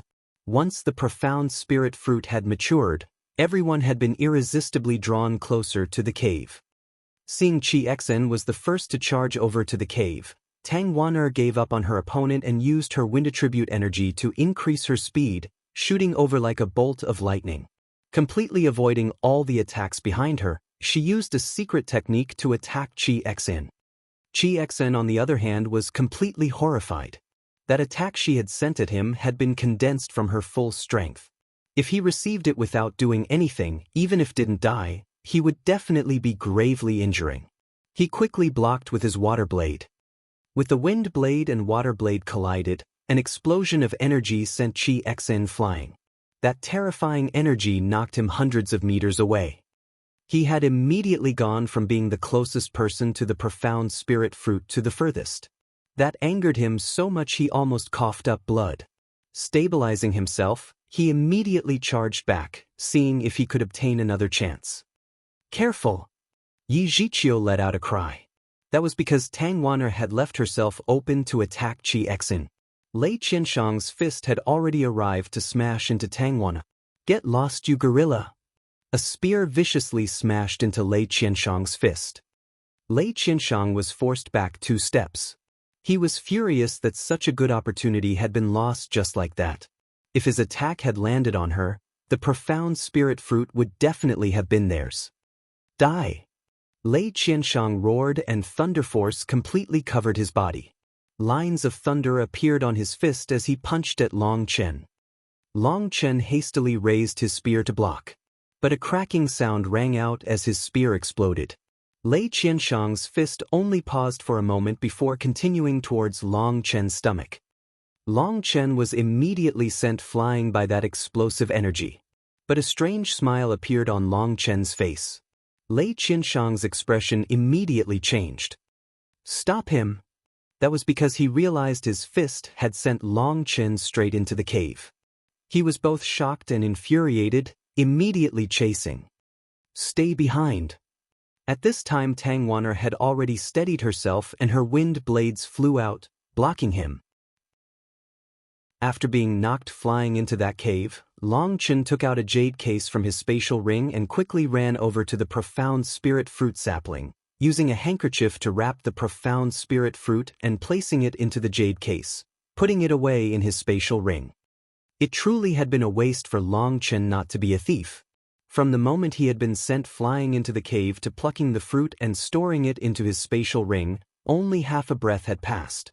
Long Chen stood next to the sapling. "Game's over. Do you still want to continue fighting?" Lei Qianshang and Qi Xan, who had just ran back, immediately turned green. Yu Zifeng stopped fighting, looking at Long Chen complicatedly. Sheathing his sword, he walked away without saying anything. "What, are you two still not leaving? Are you waiting for me to feed you or something?" Long Chen said, standing by the profound spirit fruit sapling's side. He knew that with the sapling here, this was the safest place. No matter what, those two would not dare come out to attack him for fear of harming the sapling. If they did, their lives would be taken as reimbursement, turning them into dead monsters. Lei Qianshang and Qi Xen glanced at each other, both seeing the other's fury and helplessness. Now that the profound spirit fruit had landed in the other side's hands, according to the agreement, they had lost. They could only admit their own defeat. What had been an excellent situation had been completely destroyed by Long Chen. They hatefully glared at him, especially Lei Qianshang. That was the second time Long Chen had ruined one of his fights. If looks could kill, Long Chen probably would have died 100 times over. Unfortunately, they could only glare. Other than grinding their teeth, they didn't do anything. If they really did continue fighting, then this would no longer be a game, but a life-and-death battle. "If you bet, you must accept your loss. Do you want to be shameless?" icily asked Tang Wanner. Qi Xian took a deep breath and pointed at Long Chen. "Long Chen, I've remembered you. I'll make you regret ever being born into this world." The impishly smiling Long Chen immediately became cold, his smile disappearing to be replaced with icy killing intent. "Qi Xen, be glad this is inside the monastery. If it was outside, I'd have made it so that you would never see tomorrow's sunrise. I'd advise you to put away your little pettiness and not invite a disaster on yourself." Long Chen was completely serious without the trace of a joke. At the same time, everyone could sense that profound killing intent from Long Chen. Tang Wanner's heart shook. This was the same Long Chen who had killed Zhao Wu. To him, it seemed killing people was a common occurrence that was nothing out of the ordinary. Just how many people had he killed before? Just keep talking big. I've already said, I'll make you regret being born in this world. Just wait. Qi Xen icily snorted and left. Lei Qianshang also glared at Long Chen. "Brat, don't fall into my hands later, or I'll make you live a life worse than death." Long Chen shook his head. "You'll all willful children. But remember, even willfulness must have its own limit, or the price will be extremely painful." Long Chen could feel their hatred, but he didn't feel as if he had done anything wrong. The very first day they met, Qi Xen had ordered people to humiliate him, wanting him to kowtow in apology. That was an even more vicious humiliation than being killed. That was why he had gotten Little Snow involved to fight Qi Xen. And Lei Qianshang was pretty much the same. He had ordered Zhao Wu to cripple him. Later he had been even more insidious, launching a sneak attack and planting a thunder seed inside his body, wanting him to feel the torment of having Thunder Force devour his body. Honestly speaking, Long Chen hadn't borne much of a grudge, feeling that within this monastery, it was more like a game. For there to be winners and losers was extremely normal. There was no need to bother about momentary wins or losses. But today, Qi Xen and Lei Qianshang had shown him that they were not the same. They would do anything without holding anything back, in order to deal with him. If it was just to deal with him and they came at him openly, Long Chen would gladly accepted any of their methods. But if they were too excessive and starting using some despicable methods, then they shouldn't blame him for being pitiless. During the Battle of the Capital, for some unknown reason, Long Chen had begun to feel a kind of excitement and anticipation towards slaughter that had caused him to feel a bit terrified. He was afraid he would become a bloodthirsty, murderous demon king, and so he had always been restraining himself since then. But today, Qi Xian and Lei Qianshang's threats caused that murderous heart of his stir slightly. Okay, don't get angry because of them. The rules are extremely strict within the monastery, and they won't dare do anything stupid. Seeing Long Chen's face was still so grave, Tang Wanner drew him out of his stupor. She didn't know why, but she didn't like it when Long Chen was like that. She would rather see him be the rascal, laughing Long Chen. That was the Long Chen she was familiar with. Taking a deep breath, Long Chen suppressed his fury and put on a wronged expression. Beloved Sister Wan, how come I feel so wounded inside? I think I overextended myself in this fight. Can you console me a bit? Let us conduct a clean and pure embrace. Forget about it.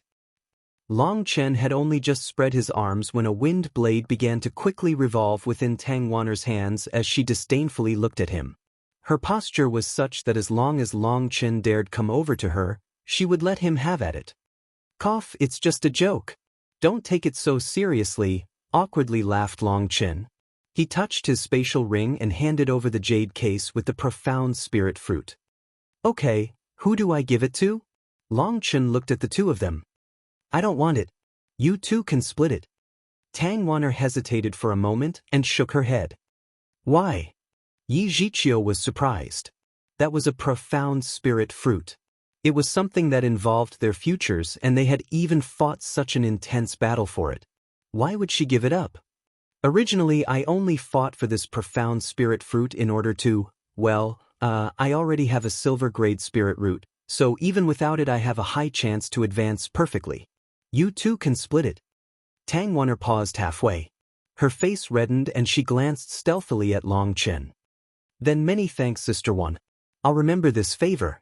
Long Chen, let's split it in two, said Yi Zhiqiu. This profound spirit fruit was extremely miraculous. It didn't need to be consumed at the moment of advancement. As long as you ate it before and absorbed its essence, it would automatically strengthen your realm so that when you advanced, you would have a higher chance of a perfect advancement. Normally, a silver spirit root genius would leap from having a 30% chance of a perfect advancement to a 70% chance after consuming the profound spirit fruit. But if it was split in half, the essence would be split and the chance of a perfect advancement would drop to 50%. But no matter what, even just that partial increase was an extremely great thing. That was why everyone viewed the profound spirit fruit so importantly. That was also why Lei Qianshang and Qi Xian's expressions had been so ugly when they had left. A cultivator's strength was definitely important, but luck was also an important factor. And so this partial increase in chance could allow your future to change completely. Long Chen glanced from Tang Wanner to Yi Zhiqiu and shook his head. You can eat it yourself. I can't use it. Both of them were completely shocked. They looked closely at him, asking, why is that? Long Chen was embarrassed looking at their intent gazes.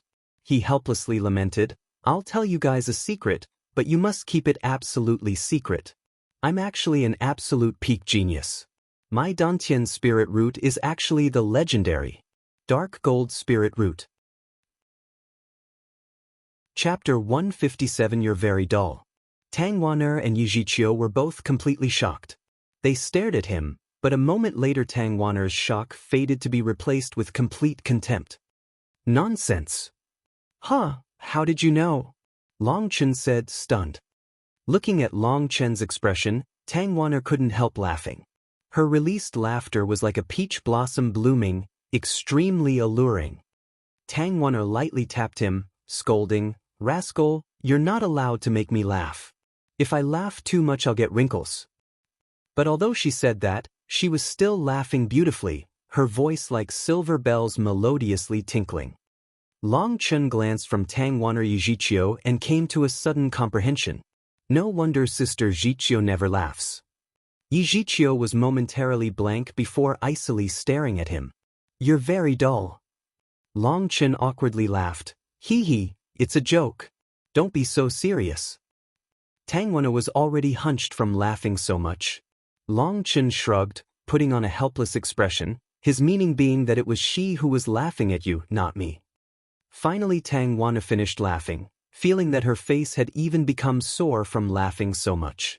Gently rubbing her cheeks, she smiled at Long Chen. It really is surprising an empty-headed fool like you can be so funny. Hee, I have many good aspects. What, are you interested? If your heart was interested it would be best.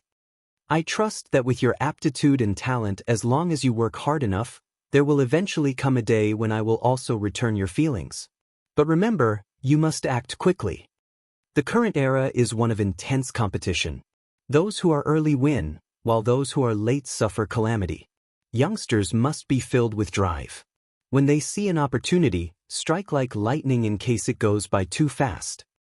Long Chen solemnly said all this like a respected elder patiently teaching his descendants, a bright glow of knowledge covering his face. Yi Zhiqiu looked at Long Chen strangely. It seemed the current Long Chen was a far cry from her impression of him. Hey, can you move your vulgar hand from my shoulder? Tangwana glanced at him disdainfully. I was too engrossed. Cough, my bad, it was purely my hand's fault. Long Chen laughed and took back his hand. Anyways, Long Chen, we should still split this profound spirit fruit. This is very important to you, said Yi Zhiqiu. Although Long Chen had said he didn't want it, she was sure he was just joking. Yi Zhiqiu wasn't someone who didn't know her own limits. This profound spirit fruit was too rare. She couldn't take it all for herself. Long Chen, you should split it with Sister Zhiqiu. For me, this profound spirit fruit doesn't have much use. I was just fighting because I didn't want to let that bastard Lei Qinshang to get it too easily. Furthermore, Sister Zhiqiu and I have formed an alliance. And to tell the truth, I also only put in so much effort for you. Seeing that Long Chen's expression became a bit odd, Tangwana hastily continued, Hey, don't get any weird thoughts. I was fighting for a competent subordinate, nothing more. I just wanted to raise a powerful helper. Wana, you're so good to me. How can I repay you? I'm absolutely penniless right now. The only thing of value I have right now is my pure and innocent body. Fine, I'll give it to you, Long Chen sputtered out while he was choked with emotion. Scoundrel, are you asking for death? Tangwana gave him a vicious pinch. Yes, pinch me as much as you like. In any case, I've already given myself to you. To become one of Sister Wanner's family, even when I die, I will be Sister Wanner's family? Long Chen's physical body was powerful while Tangwana didn't specialize in strength in that way. Her pinches didn't really hurt him at all. Both Long Chen and Tangwana stiffened for a moment. That was because that sound hadn't been from either one of them. They both quickly turned to stare at Yi Zhiqiu. They saw her covering her face and turning away. Yi Zhiqiu also knew how to laugh. Both Long Chen and Tangwana stopped whatever they were doing to stare at her. But when Yi Zhiqiu once more turned back, her face had once more become ice. Shaking her head, she said, You two are both dull. I'll split the profound spirit fruit now. She opened the jade case and took out a dagger, about to cut it. You must not. Long Chen was startled. No longer smiling mischievously, he extended his hand to stop her. The profound spirit fruit is a natural treasure. It rejects metal, and so if you touch it with that dagger, this profound spirit fruit's energy will drop by more than half, explained Long Chen seriously. Both of them were surprised. Their families both had extremely great backers and backgrounds. They knew the Xiantian Monastery's trial region would contain a single profound spirit fruit that would mature during the trial. That was a huge opportunity for them. All 5 monster class experts had long since been told that the profound spirit fruit was their greatest opportunity here. But all they knew about it was that it had an extremely high probability to allow blood condensation experts perfectly advance to the muscle rebirth realm. As for its taboos and its efficiency, they were completely unclear. And so Yi Zhiqiu had almost committed an extremely grave error. Seeing how serious Long Chen was, Yi Zhiqiu was given a fright. She had almost ruined a profound spirit fruit. She hastily put away the dagger. Then how should we do it? Asked Yijiqiu. Longchen replied, I wasn't kidding. My body is somewhat special and I don't need the profound spirit fruit. Even if I ate it, it would be a complete waste. So, Sister Jiqiu, you can have this entire profound spirit fruit. Seeing how serious he was now, Yijiqiu and Tang Wanner both glanced at each other. Tang Wanner laughed. Sometimes this fellow's words can be trusted. Sister, please accept it. Yijiqiu nodded, putting the profound spirit fruit into her ring. She gratefully thanked. Then I'll thank both of you. Jiqiu will remember this kindness. Okay, now that we've finished dividing the spoils, let's go find a place to eat some fish. Tang Wanner pulled on Yijiqiu. Longchen shook his head and rolled his eyes. You guys can go, but I'm not coming. If you don't come then how will we have fish to eat? Raged Tang Wanner. Is there a mistake here? Why must you eat my fish? Isn't the person inviting others to eat you? Longchen was naturally a bit indignant. You're my underling, so what's yours is mine. Are you planning on rebelling?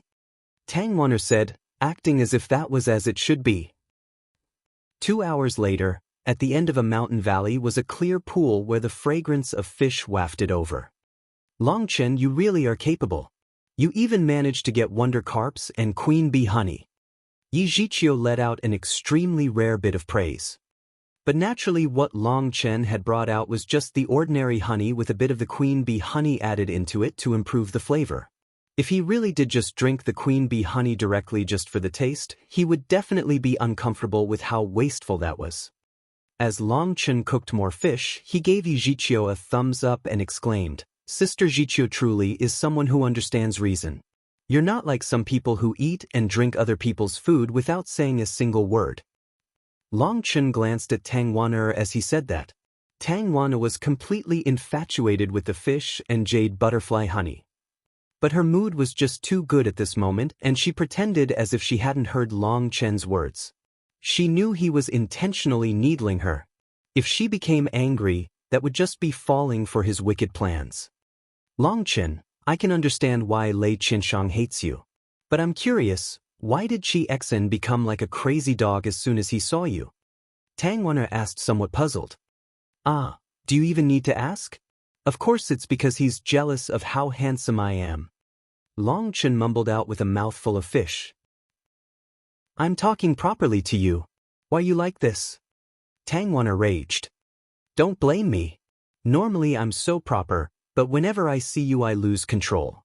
I guess I'm just someone who is easy to infect and contaminate, helplessly said Longchen. Scoundrel, you're to the one who's not normal, not me. How could Tang Wanner not understand his roundabout insult? She threw her fish bones at him. Longchen laughed and dodged. Seeing that she had started to truly become angry, he knew he couldn't take it too far and hastily poured another cup of honey for both of them. The queen bee honey you're drinking now was something I obtained with his help. Longchen told them about how he had worked together with Qi Xin at the beehive. In any case, Longchen didn't feel that this was something that needed to be hidden. When Longchen finished his story, Yijiqiu sighed and shook her head. Qi Xin really is unlucky to have provoked you.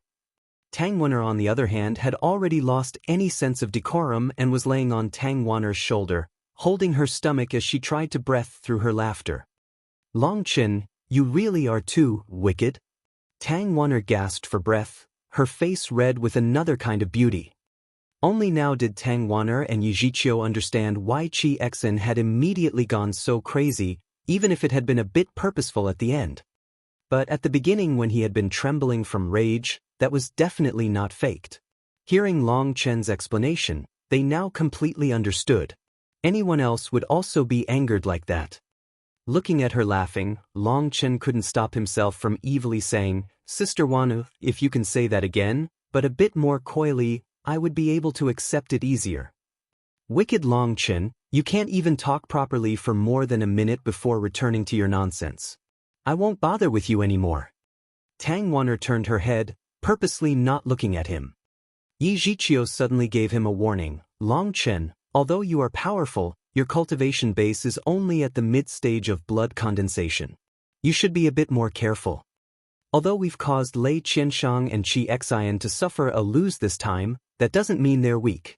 It's just that we all have some apprehensions and don't dare use our entire strength. Don't get overconfident. Yi Zhiqiu might be an icy person, but she was more reliable than Tang Wan. She had given him a warning when seeing him smiling and laughing carelessly all day. Long Chen paused. You mean none of you have used your full strength? Yes. Although the profound spirit fruit was important, the core disciple trial is even more important. No one wants to be injured before that time arrives. In just 10 more days, that final trial will begin. Whether we can obtain a core disciple position will depend on it, explained Tang Wan. Long Chen nodded. No wonder he had felt as if something was wrong. Even he had suspected that a monster-class expert's strength would not have been limited to that level. So originally they were all focused on the final trial. That made sense. Long Chen suddenly asked Tang Wan, "Can you summon a wind blade and give me a good look?"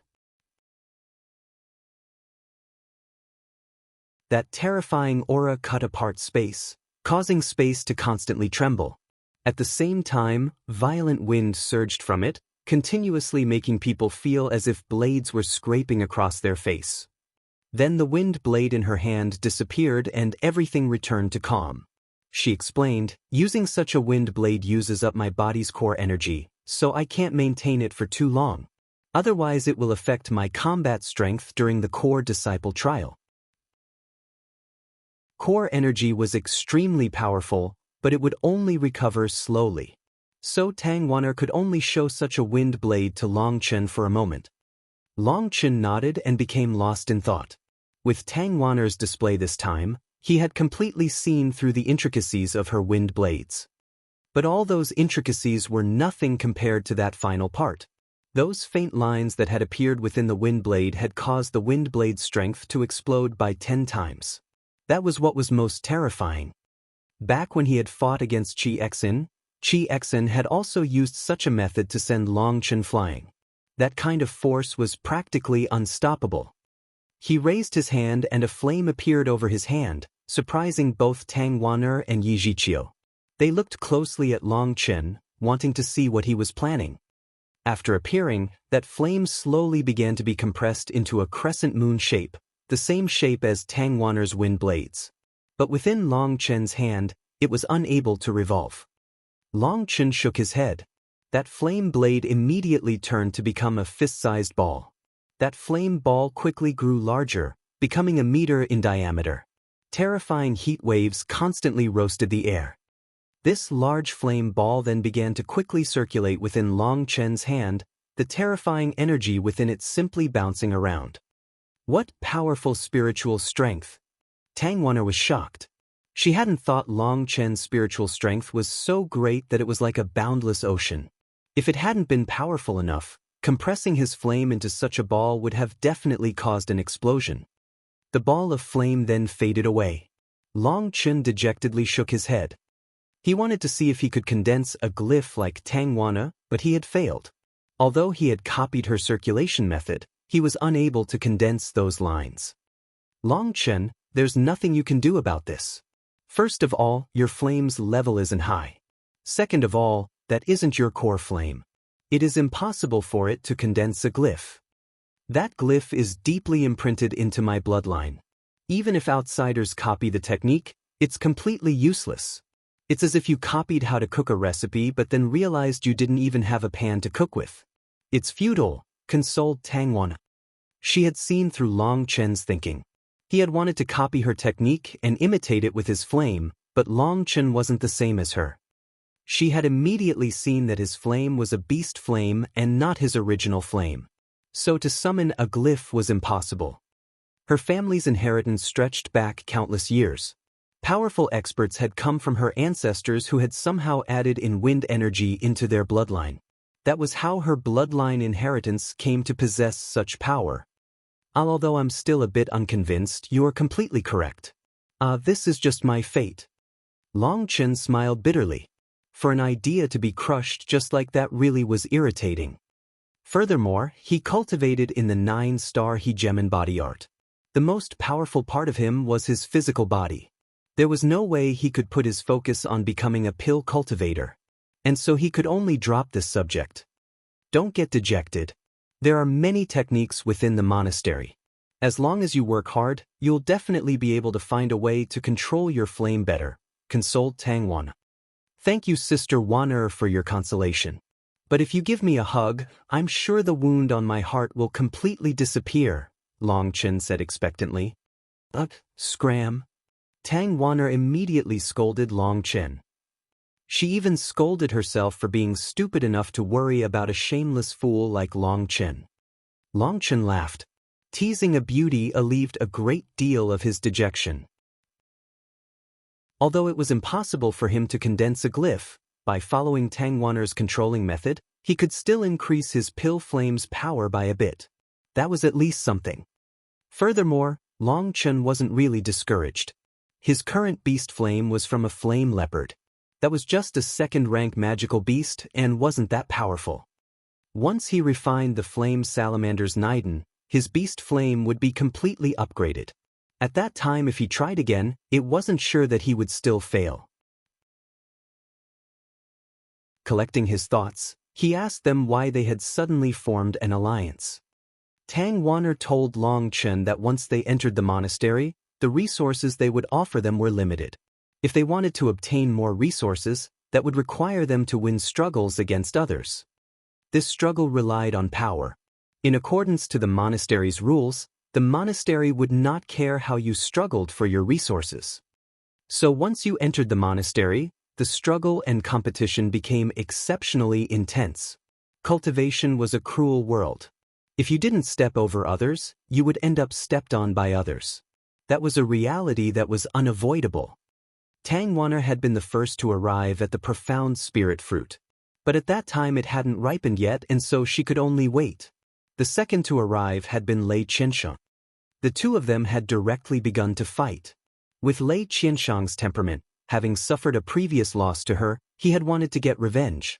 At the same time, he wanted to prove his strength to Tang Wan. As they fought, everyone else had gathered.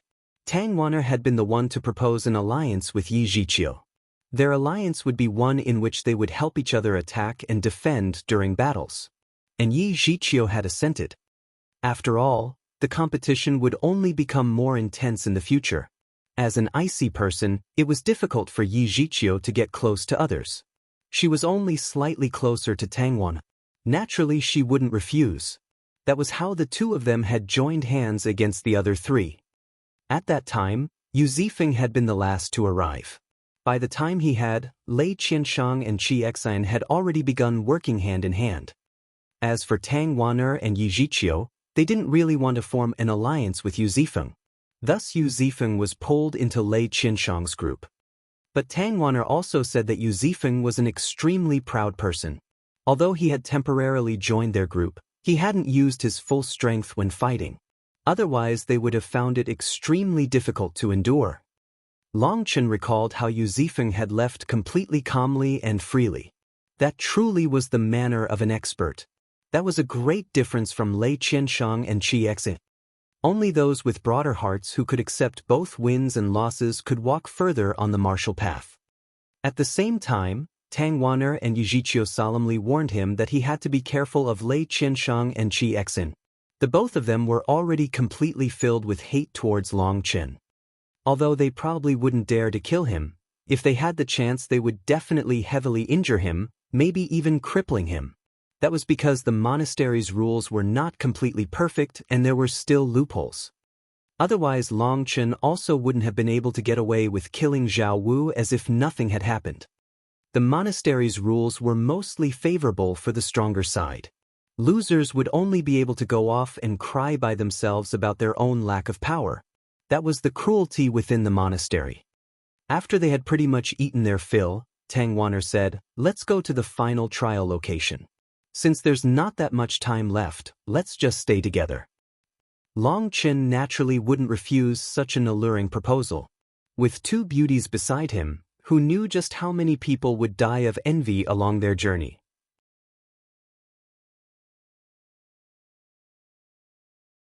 Chapter 159 sent flying with a single kick. As he had expected, on their way, Long Chen became the complete focus. But of course when others looked at Long Chen, their gazes were not filled with the same loving and worshipful expressions they had when they looked at Yi Zhiqiu and Tang Wan. Instead, those gazes were filled with both hatred and jealousy. Who is that guy? How is walking with the two beauties? Did you see that look in his eyes? That's definitely a provocation. No, it's unbearable. I definitely have to have a fight with him. I'll definitely beat him up. One dark-faced man angrily raged, obviously unable to control his own jealousy. We'll support you, but before you go, leave behind your spatial ring as well as anything valuable. You might also want to leave behind a will and some final words.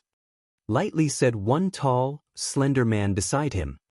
What do you mean? Asked the dark-faced man. I mean if you go, don't think about returning alive. That's the person who burned Zhao Wu alive. Do you think you're stronger than Zhao Wu? So you mean he's Long Chen? Do you need me to say it? Other than him, who else could walk that closely with Tang Wan? Hey, since you said you were going to fight him, hurry up. Your brothers are all waiting for you to beat him up, mocked another person by his side.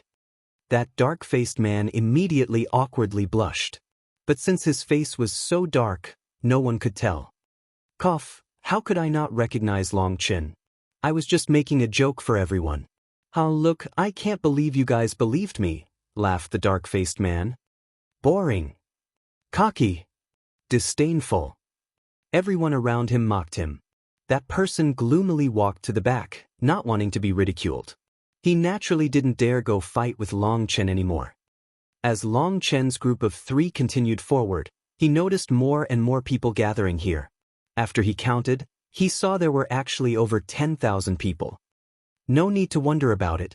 Not all of these people have gathered all the tiles.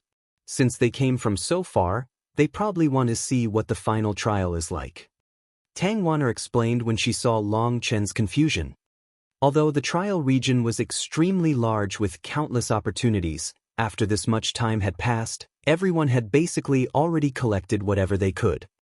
Some opportunities had powerful magical beasts guarding them. If they didn't handle that properly, it would be easy for them to lose their life. No one wanted to risk that danger, and so they just followed the flow of the crowd. Even if they hadn't passed this trial, getting to see more of the world was also good. Once they returned home, they would still have something to talk about. This final trial location was on the edge of the trial region, and there were no more good opportunities to be obtained here. They could only continue forward sullenly. As they continued forward, there were also some people who began to join Long Chen's group. Those people were naturally from Tang Wan'er and Yi Zhiqiu's factions. Long Chen had once quietly asked Tang Wan'er just what was so good about becoming a core disciple. She had told him that after becoming a core disciple, not only would she be able to make her own faction, each month she would receive a fixed ration of cultivation resources. Furthermore, it was possible to obtain even more cultivation resources by completely the sect's missions. Each month the sect would test their powers, and the stronger factions would have first choice of missions. All Theo rewards would all be given to only her.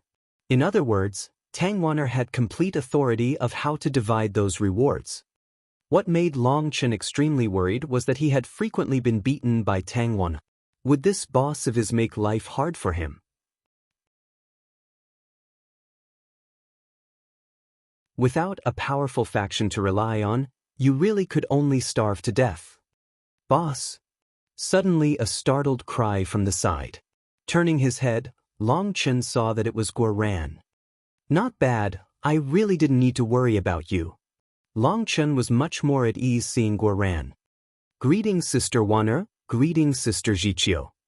Guoran noticed a bit late who was beside him. He hastily greeted the two beauties respectfully. Yi Zhiqiu only lightly nodded. Tang Wan'er glanced at Long Chen and then told Guoran, "You're definitely much better than your boss.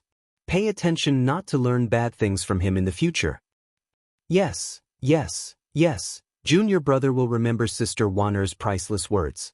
Please be at easy, sister, this junior brother will not be infected dash. Guoran had still been going on when Long Chen hit him on the head and scolded, "Whose side are you on?" Tang Wan'er laughed and said to Long Chen, "You guys can catch up. I'm going to look ahead and collect everyone. She waved goodbye to Long Chen and quickly brought away Yi Zhiqiu. The final trial was about to begin. Everyone in their factions needed to be gathered. Seeing the two of them had left, Guoran gave Long Chen a thumbs up. Boss, I really admire you. In all the information gathered, you are the only one who has ever killed someone. Furthermore, you even managed to continue the trial. Boss, you are definitely the #1 person here. Don't blindly mess around. Did you collect all the tiles? Asked Long Chen. Easily. Right in front of Long Chen, Guoran took off his boot and used a knife to cut open the sole, revealing 2 tiles in front of Long Chen's dumbfounded expression. He then cut open the other shoe, forming a perfect set. Guoran proudly said, I got one in a fight and bought the other 2. Once I gathered them I placed them in here. I met many people who wanted to rob me, but not one noticed where I put them. Look boss, I definitely paid a worthy price for this set. Please put them away. I don't want to get your foot fungus. Long Chen hastily took a couple steps back. Perhaps this kind of method was something only someone like Guoran could have done. But no matter what, Guoran had relied on his own strength to collect a full set, which he admired. That was because his set had just been given to him by Tang Wan. Let's go. Put your tablet together. With me here, no one would dare steal your things, laughed Long Chen. Guoran put together the tiles. Because it couldn't be put in a spatial ring, he stuffed it in his robes. Boss, I heard you were struck by Lei Qianshang's thunder seed. Are you all right? I'm fine. Guoran was about to say more when someone walked over. Looking over Long Chen, he icily said, You are Long Chen? Long Chen frowned slightly. This person had his head back, looking down on him. It was quite irritating. Do you need something? I heard you're very skilled, rumored to be the #1 person below the monster class. I want to test that out to see if you really are worthy of that reputation. That person struck his chest icily. Just fuck off then. I, Long Chen, am not someone just anyone has the qualification to appraise. Long Chen disdained this kind of provocation the most. Couldn't you just conserve your energy for the final trial? Do you need to waste my time? Long Chen didn't even stop walking as he spoke, not even placing this person his eyes despite the fact he was quite strong. That Perron narrowed his eyes and pointed at Long Chen. I don't have the qualifications? Receive one of my punches before boasting so shamelessly. That person shouted and his aura suddenly exploded, shaking the air. That immediately drew everyone's attention. What a powerful aura! That person's aura rose extremely quickly, reaching its peak in just a couple breaths. Take this! Light exploded from his fist as he smashed it at Long Chen. Boss, careful he's dash, hastily shouted Guoran. Boom! An explosion rang out before Guoran could say his name. People could feel the early shake. One of them was sent flying into the air like a cannonball, reaching a height of hundreds of meters before slowing down, then quickly speeding up before crashing into the ground. The earth once more shook. A crater had been smashed into the ground by him, and at the center, that person was like a green onion, half his body planted in the ground, leaving only his 2 legs above ground. Guoran was stunned. He knew that person to be an expert. He was defeated with just a single kick. Practically no one had seen Long Chen preparing to move. By the time they did, he had already kicked that person flying. Then without even blinking, Long Chen immediately continued on his way. That manner was as if he had just randomly kicked away a stone on his path. As expected, there really were all sorts of people here. This person had clearly been spoiled rotten by his family. In a true battle, who else would have no guard against an attack? Did your opponent really need to just obediently take your fist? If this had been a life and death battle, that was completely asking for death. He finally understood why there were those magical beasts in this trial region.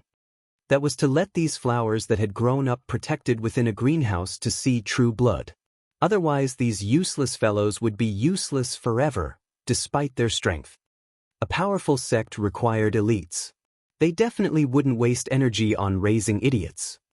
No wonder this trial had immediately caused 75% of them to wash out at least. There were far too many idiots here. Even if they were talented, they were just talented idiots. They weren't useful. By the time Guoran reacted, Long Chen had already walked quite a bit a ways. He hastily ran over, filled with excitement. Being with this kind of boss, he would definitely be able to eat and drink as he pleased. He had definitely made the right decision back then. He was admiring his own eyesight more and more. After another 50 miles, Guoran and Long Chen finally arrived at the end. That was a huge mountain. But what was stunning about this 3,000-meter mountain was that it looked as if part of it had been cut off by a person. That cut-off part revealed the stone inside the mountain. That stone was black as ink. Along that side of the mountain were many caves, numbering in at least the 10,000s. They almost seemed like demonic eyes. A strange aura came from them, causing people to tremble. When Long Chen arrived, he saw that 5 groups had already formed neatly at the front. Those were the 5 monsters' factions. Come over, Long Chen. Chapter 160. Long Chen's Grand Dream. Long Chen saw Tang Wan'er beckoning to him cordially from the crowd. That made him pause for a moment. It didn't seem as if Tang Wan'er had even been that nice to him before. But then he saw that Qing Yu was beside her and he immediately understood. Even though he didn't want to, he still braced himself for it as he walked over. Sister Qing Yu, hello. Long Chen had no choice but to smile nicely to Qing Yu. Tang Wan'er had already told him that the person she was most afraid of would have to be this sister Qing Yu of hers. Although Qing Yu was her maid, she didn't treat her that way. Instead, she considered her as own little sister. But Qing Yu's sole fault was that she always wanted to nag, to the point of driving people crazy. So Tang Wan'er both loved and feared her. Qing Yu had been chatting with Tang Wan'er when Long Chen had arrived. Long Chen had looked so adorable and handsome that she had called him over. Long Chen, I heard you fought with someone else. Are you all right? Qing Yu asked, somewhat annoyed. She gently removed a piece of stray grass from his hair. His first reaction was that he wasn't using to someone being that intimate with him and he wanted to take a step back. But seeing that there wasn't even the slightest impurity within Qing Yu's eyes, he suddenly felt much closer to her. Those eyes were just like a clear pool of water. After taking out that stray strand, she then tidied up his collar. Although Wan'er told me you are powerful, we came to the monastery to cultivate. If you don't run into anything too excessive, it'd be better to just endure it. After all, it's not good to be too vicious and... He didn't know why, but Qing Yu's gentle actions caused him to think of his mother. When he was little, she would also use these gentle movements to tidy him up. He still remembered at that time his mother was still very young and extremely beautiful, just like Qing Yu. But as he grew up, his mother grew older. Thinking of the past, his heart soured slightly and he felt he was about to tear up. At the same time, he could also sense that Qing Yu's heart was extremely kind and caring. It was no wonder someone with Tang Wan'er's temperament would still put up with her. That kind of feeling was something impossible to give up. Tang Wan'er finally let out a breath of relief. At least she was no longer the only target of Qing Yu's scolding. But looking at Long Chen's eyes, which had reddened slightly, she was startled. As for Guoran, when he saw Long Chen, who had gone from a mighty expert who had sent someone flying with a single kick to being almost an obedient little child listening to a woman's instructions, he laughed. Although Long Chen's heart was moved, being continuously scolded by someone really wasn't fun. Seeing Guoran laughing into his sleeve, he had a sudden inspiration. Guoran, get over here. What do you need, boss? Guoran hastily put away his smile. Long Chen said to Qing Yu, Sister Qing Yu, I feel like what you said makes a lot of sense. Each of your words are pearls of wisdom that give me food for thought. But my memory isn't very good. Let me introduce you. This is my brother Guoran. He is someone famous for his amazing memory. He'll never forget anything he hears. So please tell all your gems of wisdom for me to him. He'll organize it all and record it in a book for me. That way, even if sister isn't by my side, I can study the wisdom sister has left for me. Guoran turned wooden as he listened. But as for Qing Yu, her eyes brightened. I really hadn't imagined you were so clever, Long Chen. This an excellent idea. You're Guoran, right? Okay then good. You must remember what I'm about to say word for word. It might be a bit long, so if you can't remember it all, just say something and I'll repeat it for you. Okay, so let's start from how it's not good to be too vicious and Qin Yu pulled Guoran to the side and began to lecture him. Long Chen acted as if he didn't see Guoran's resentful gaze. Who asked that fellow to laugh at his misery? Brothers should work through blessings and disasters together. Rascal, when did you get so smart? Tang Wan'er walked up to Long Chen, delight and in surprise in her beautiful eyes. In the future, I can use this method whenever Sister Qin Yu wants to educate me. It really is excellent. Seeing Tang Wan'er was still staring at him, he said, Hey, don't get any ideas about hitting me. Do you think you're worth me thinking about? Disdainfully said Tang Wan. That relieved Long Chen quite a bit. Getting serious, he asked, Has everyone gathered? Tang Wan'er's expression became slightly gloomy. They've all mostly gathered, but some people died out of my expectations during the trial. How? Asked Long Chen. Within my faction were 2 extremely talented registrants. But when they were crossing the river, there was an accident and they ended up drowning. Tang Wan'er clenched her teeth angrily. Long Chen immediately understood that that was probably no accident, but on purpose. Who did it? Someone gave me a report that it was Qi Xian's people. At that time they were traveling in the same raft. The majority of the people on that raft had been his people. The raft broke apart out of nowhere, and in the panic, several people fell into the water, including the 2 from my faction, said Tang Wan. Isn't that maliciously killing people? Did the monastery not care? Long Chen frowned. That was obviously a plot. It's useless. There were a total of 7 people who fell into the water, and one of them was Qi Xian's underling. Even if they know it's on purpose, there's no proof. Since one of Qi Xian's people also died, they can just say it was an accident. Even the monastery can't do anything, helplessly sighed Tang Wan. She continued, Those 2 people were exceptionally powerful, even a bit stronger than that Zhao Wu you killed. I hadn't expected them to be so vicious. Tang Wan'er's eyes reddened. She was clearly unable to accept such a thing. Perhaps in Tang Wan'er's eyes, this had all just been a game. But for 2 people to die in this game caused her to be extremely uncomfortable. You have to learn how to accept how cruel reality is. This competition within the monastery doesn't count as anything. If you lived in the secular world, you would understand what is true cruelty. When your family dies right in front of you, that kind of helplessness, that kind of bitterness, that kind of torment, that is what is called cruel. To you disciples who lived comfortably and privileged in your powerful homes, that's something you can't even imagine. So you should learn to slowly accept this reality. That is because in the future, it will only become more cruel. The only exception is if you stop cultivating, said Long Chen. Having experienced the treachery and evil in other people's hearts as well as many life and death battles, Long Chen had long since seen through the fundamental nature of cultivation. Reality was cruel. If you wanted to live with dignity, you need an accordingly high strength. Otherwise, whether you were a peasant pawn or a ruler of a kingdom, your status meant nothing. Normally, as a son of a noble house, Long Chen should have been viewed as a high and mighty existence to commoners. At the very least, he should have had enough to eat and get by. But what had happened in reality? Wasn't he oppressed into completely desperate straits? If it weren't for those sudden pill god memories with the 9-star hegemon body art, the Long family would already have been exterminated to the last man as they were used as part of someone's nefarious scheme. Chu Yao had been born with the status of an empire's princess. But she had been plotted against, foreordained to have a miserable fate. Without Long Chen, she might really have killed herself. So in Long Chen's opinion, in order to live properly, you needed a powerful strength. Otherwise, you could choose to live a miserable life surviving off scraps, or you could choose to release yourself in death. There was not another option. I feel like I harmed them. If I hadn't pulled them into my faction. Life and death are ordained by the heavens. You didn't harm them. The only thing that can be said is that they were unlucky.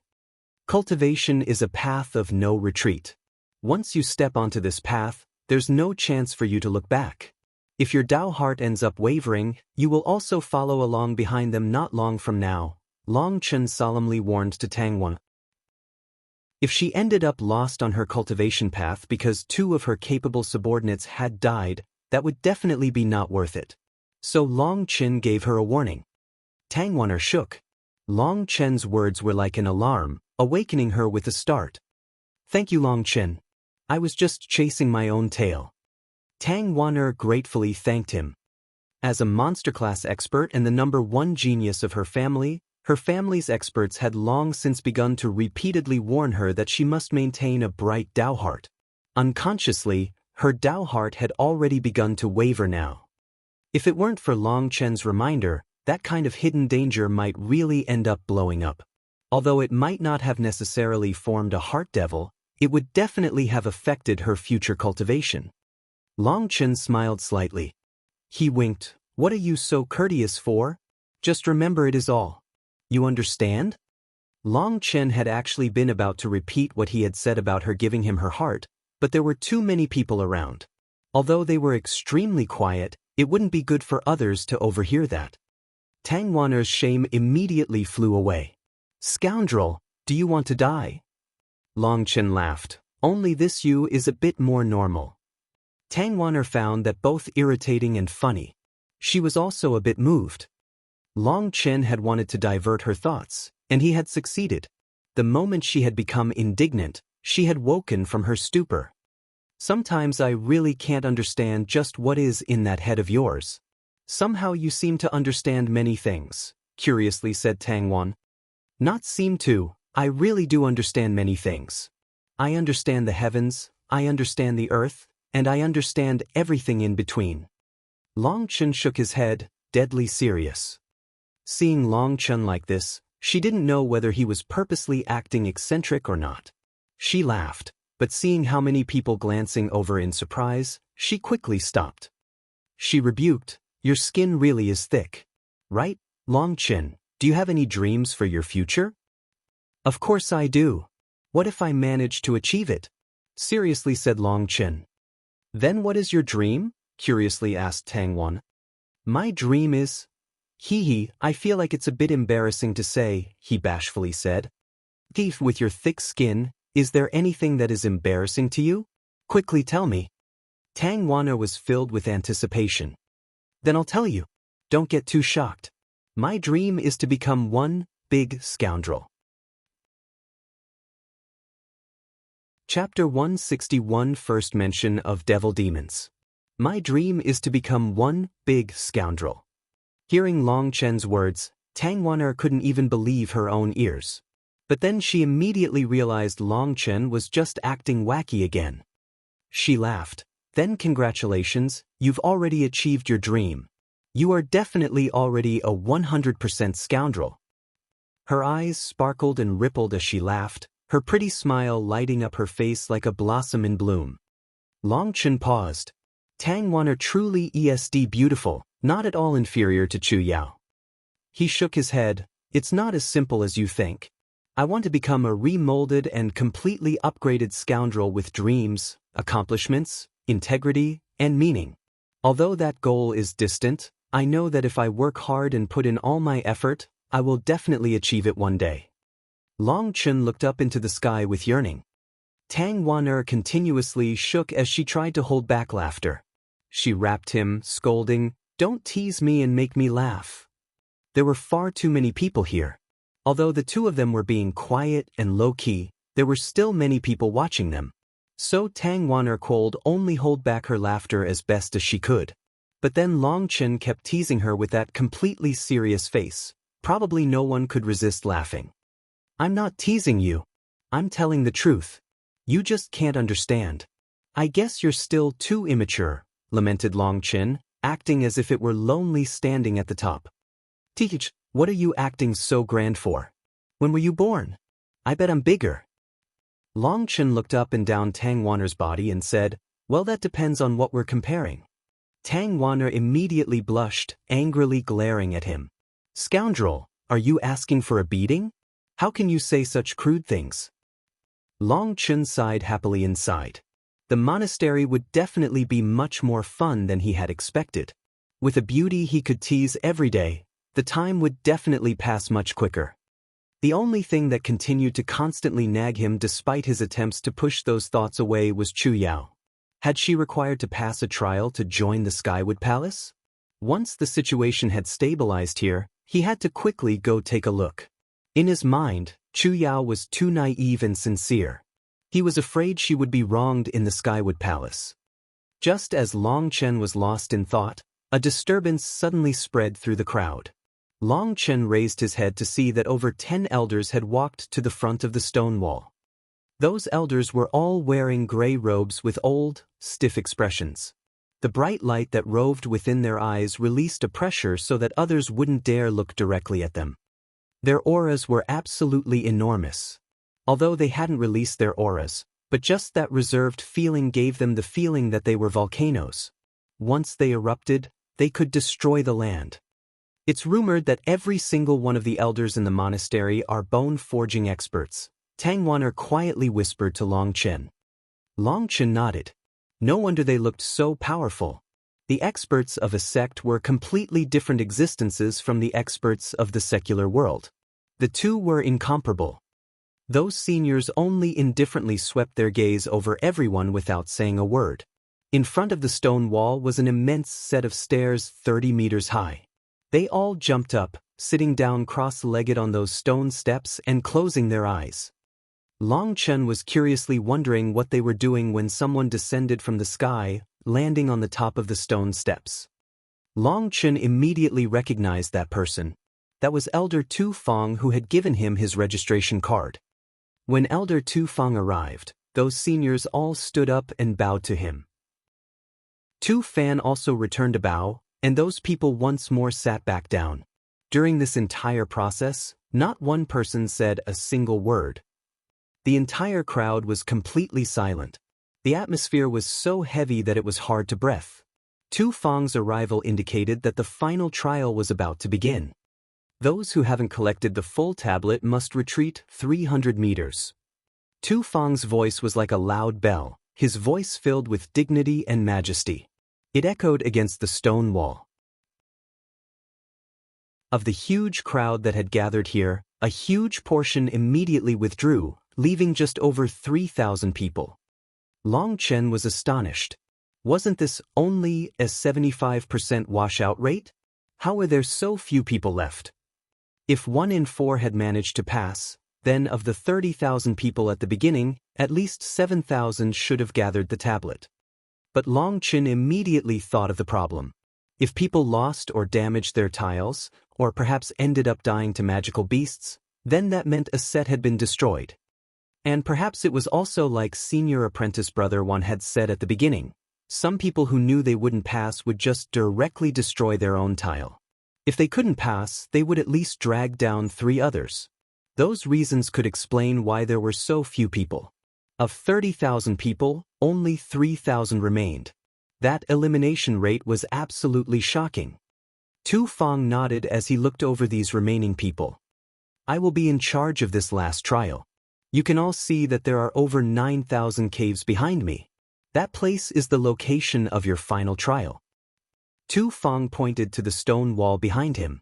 Following his movements, those seniors slowly opened their eyes. A stone pillar slowly rose in front of each of them. Those stone pillars were a couple feet thick and rose around 3 meters high. All kinds of strange-looking lines covered them, giving them a dense, ancient feeling. When those stone pillars appeared, all the elders extended their hand and placed it on their respective stone pillar, inserting boundless energy into it. Those lines atop the stone pillars began to glow as the elders inserted more energy, almost seeming to come to life. Buzz! When those lines completely lit up, a booming sound came from the entire stone wall. The land trembled as terrifying pressure shot out, seeming to want to crush people into dust. That was a kind of spiritual pressure that came from the deepest depths of a person's soul. It would cause someone to involuntarily feel both reverence and terror. Almost none of them could help taking a couple steps back. That was just a kind of instinct. But there were 6 people who didn't retreat, still staying standing in their original location like relaxed cypresses. They were Tang Wanna, Yu Zhiqiu, Lei Qinsheng, Qi Xen, Yu Zifeng, and also Long Chen. Tu Feng looked at these 6 and nodded. This time there were 6 experts. If the other regions also had that many, the Xiantian monastery's rise to the top would be impossible to stop. Crack, crack, crack. Following the shaking of the stone wall, stone doors that originally had completely sealed their caves slowly began to rise. That sight was almost as if a fiend was opening its eyes, and a sinister air blew over, causing people to shiver. The insides of the caves were pitch black, so they were unable to see inside. It was only with the light of the stone pillars that people could see that atop each cave were a couple talismans. These caves are your final test. There are 3 different trials: outer disciple, inner disciple, and core disciple. Tu Feng pointed to the thousands of caves behind him. You can all see that these caves are not all the same size. The lower layer contains 5,876 caves. Those are the outer disciple trials. If you pass, you will become an outer disciple of our monastery. Only then did Long Chen realize that the caves on the stone wall were split into 3 layers. The size of the caves were a bit different, but the difference wasn't that great. If it wasn't for Tu Feng's indication, it was difficult to tell. The middle layer has 3,096 caves for the inner disciple trial. And the upper layer has 187 caves for the core disciple trials. If you want to become a core disciple, you must pass through one of them. Everyone's gazes were focused on those caves. They were filled with anticipation. Once they passed this, they would become true disciples of the Xiantian monastery. Within the trial region, there were many people who hadn't managed to obtain anything good. So they needed to join the Xiantian monastery even more so that they could obtain something. But before this trial, I need to tell you guys a story. Listen carefully, because this will involve your future life and death. Tu Feng solemnly looked over everyone. Those 2 words, life and death, continued to echo throughout their heads, smashing their hearts like hammers. Within their families, they were precious treasures. But here they had become just weeds. They would never be the leading figure again. Furthermore, many people had seen geniuses on the same level as them die in the trial region. Their courage had been broken, as that was the first time they had ever been so close to death. Seeing everyone was appropriately pressured, Tu Feng nodded and continued. You are all disciples from powerful families and have been doted on greatly. Your talents are extraordinary and your families have placed great hopes on you. But after this long of a trial, have you all realized that you are just a group of trash? His words were completely indifferent without the slightest emotion. There was not the slightest bit of ridicule. It was as if he was simply stating a fact. That infuriated many people as they felt they had been insulted. Will you be cowardly in the face of death? Will you be indecisive? Will you want to give up? If you think you would, then don't refuse to accept that you are trash. Those magical beasts within the trial region were all placed there by the monastery. Most of them were second-rank magical beasts. In normal circumstances, if you even used 80% of your strength, you would be able to easily kill them. But the actual results have greatly disappointed me.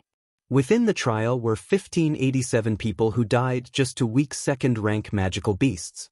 Tell me, are you guys trash or not? In front of a second-rank magical beast, if you don't have any experts as guards, you'll all be terrified. Under the threat of death, you are unable to use even half of your strength. If you aren't trash, then what are you? Tu Feng's words caused the majority of people to lower their heads in shame. They truly were just as Tu Feng described. With the threat of death hanging over them, they would all be terrified and unable to use their full strength. Some of them that had barely managed to escape from death were still filled with a lingering trauma. Don't try to give me any excuses. Your families never tempered you enough and have pampered you too much. Experts are only able to become experts because they are willing to do anything to become stronger. As for weaklings, they don't even have a chance to find an excuse. That is because they will all die. Tu Feng icily continued as he saw there were still many people who were unconvinced. Tang Wan'er stealthily glanced at Long Chen when she heard Tu Feng's words. He was expressionlessly looking up into the sky. How come both of their words seemed so similar? I'm telling you this as an alarm bell. Cultivation is a path of no retreat. If you are afraid of death, then just leave. That is because what you will be facing today are just some childish playthings. That is because your future enemies will be 10,000 times more terrifying than them. We've decided to give them a name, devil demons. So in Chinese, when you say, I'm older than you, you can use the same word as big. So normally I would translate it as Tang Wan'er says, I'm older than you. But in the Chinese, she says she's bigger than him. So Long Chen looks her up and down and says that she might be bigger than him, but that would depend on what they're comparing. Chapter 162 Terrifying Trial. Devil Demons. This unfamiliar term was something Long Chen had never heard of, but he could clearly sense the extremely ancient devilish aura coming from those caves. The majority of the crowd had also never heard of that term. From their blank expressions, he could tell this was a kind of secret. But when he looked at Tang Wan'er, he saw her expression hadn't changed. It seemed she had long since known what a devil demon was. The devil demons I speak of aren't what you imagine. They are not the goblins and ghosts from your childhood myths and stories. They are devil demon cultivators. And this trial will be to defeat those cultivators. Chop off their heads and you will pass, explained Tu Feng. Everyone let out startled cries as they all looked towards the stone wall. Each of those caves contains a devil demon cultivator. We have called them devil cultivators. Their cultivation methods are completely different from ours. They are extremely sinister and ruthless. They are even more berserk than magical beasts. You can still choose to give up now, so think about it carefully, said Tu Feng. The entire crowd was silent. Currently there were only just over 1,000 of them that had made it to this point. But what Elder Tu Feng was talking about was too shocking. Their hearts pounded nervously. What kind of joke is this? Let them come. We're all geniuses. Do you think we'll be scared away by just words? If the rest of you don't dare, then let me, Li Changfeng, take the lead. One man ran out of the crowd arrogantly. Blood chi surged from him as he held a long sword. He was an expert. Think about it properly. This isn't an ordinary trial, but a life and death battle. The slightest carelessness will cause you to lose your life, warned Tu Feng. Don't worry, Elder. Disciple understands, replied that person. Tu Feng sighed somewhat helplessly. Why did every year always start with this kind of opening? Was that the will of the heavens? If you want to take the lead, then come. Choose a cave according to your power level. If you feel like you cannot win, you can immediately flee from the cave and save your life. Tu Feng gave one final warning to everyone. Long Chen was slightly startled.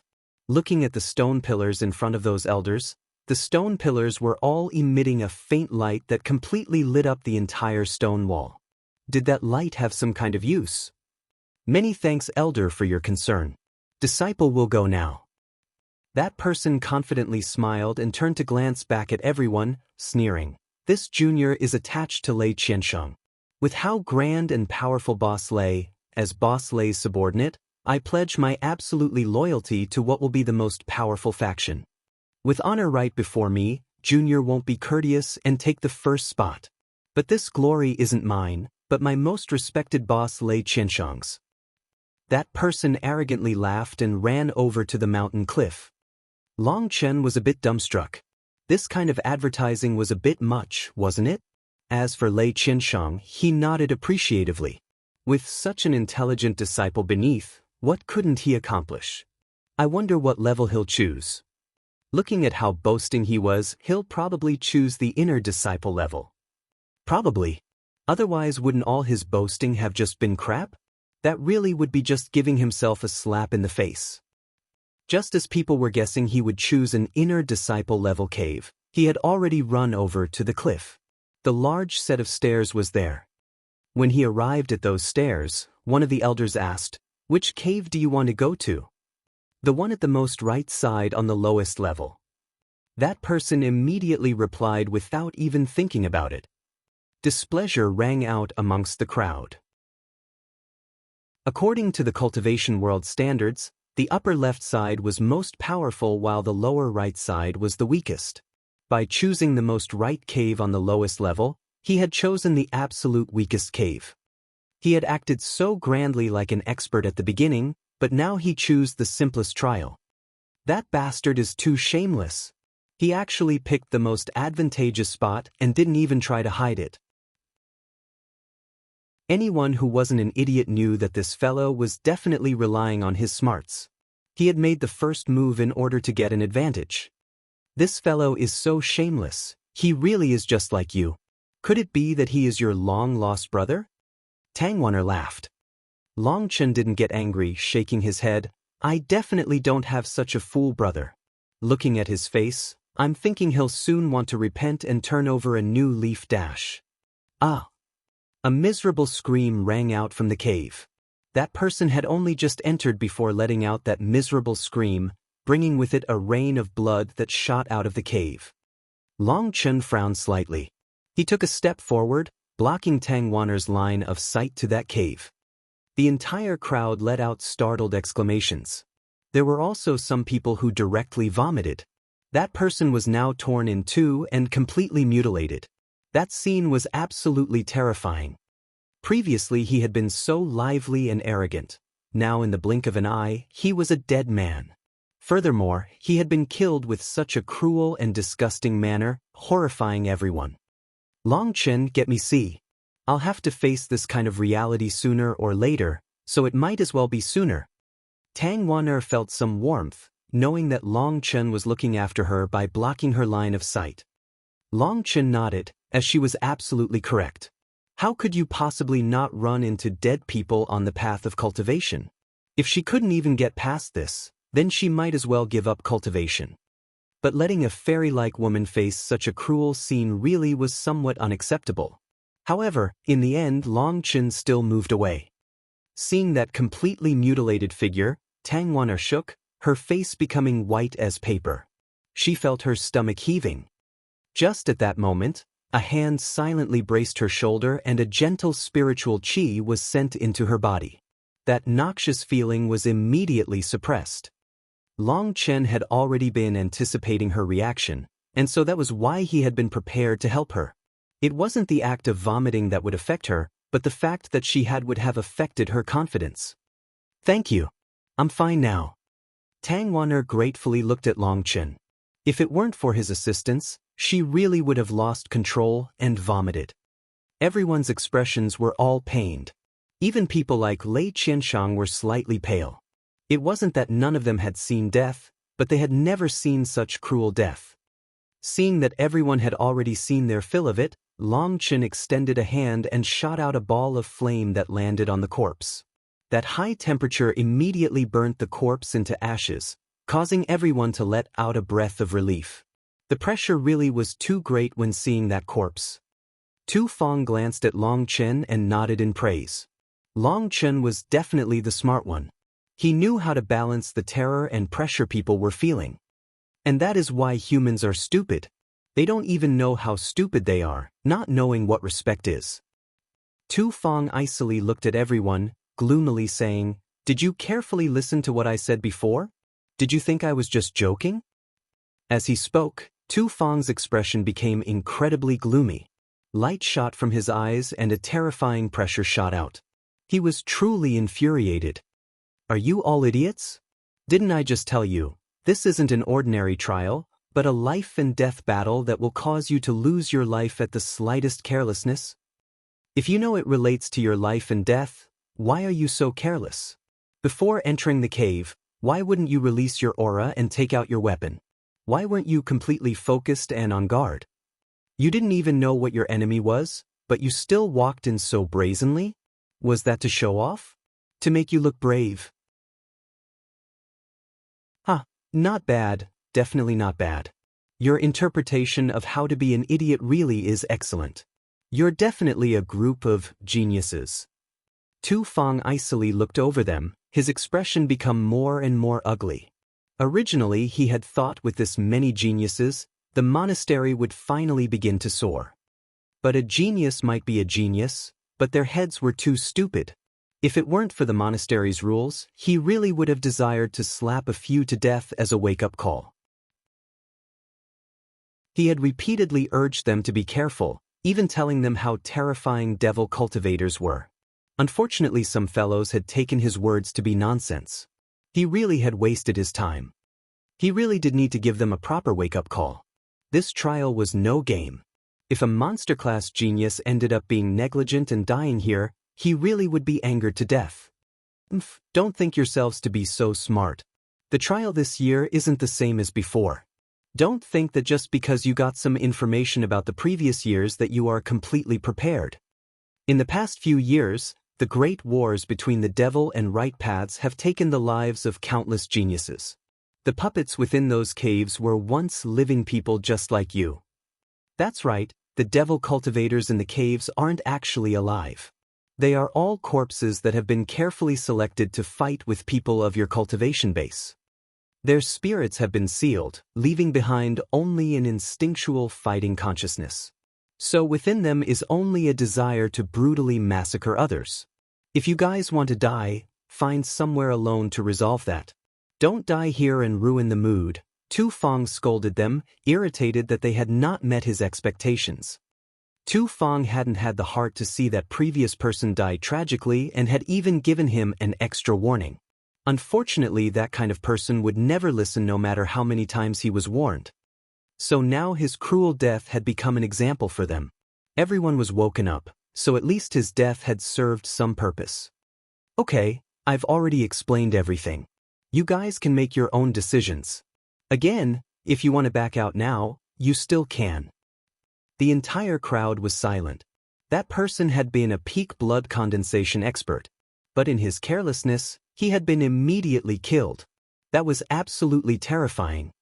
That was especially true to these geniuses who had never seen such a scene before. It was already not bad for them to not be crying for their mothers at this point. Everyone was now looking at each other hesitantly, not wanting to stand out. They all wanted to wait a while and see. Boss, I'm going to go test it.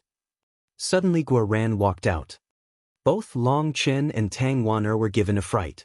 Both of them were experts and could clearly sense Guoran's strength wasn't outstanding. At best he was only average amongst the crowd. You have to think this through, Long Chen solemnly warned. This was no joke. Guoran was extremely solemn. I know. This is the greatest obstacle in my life. No one can help me but myself.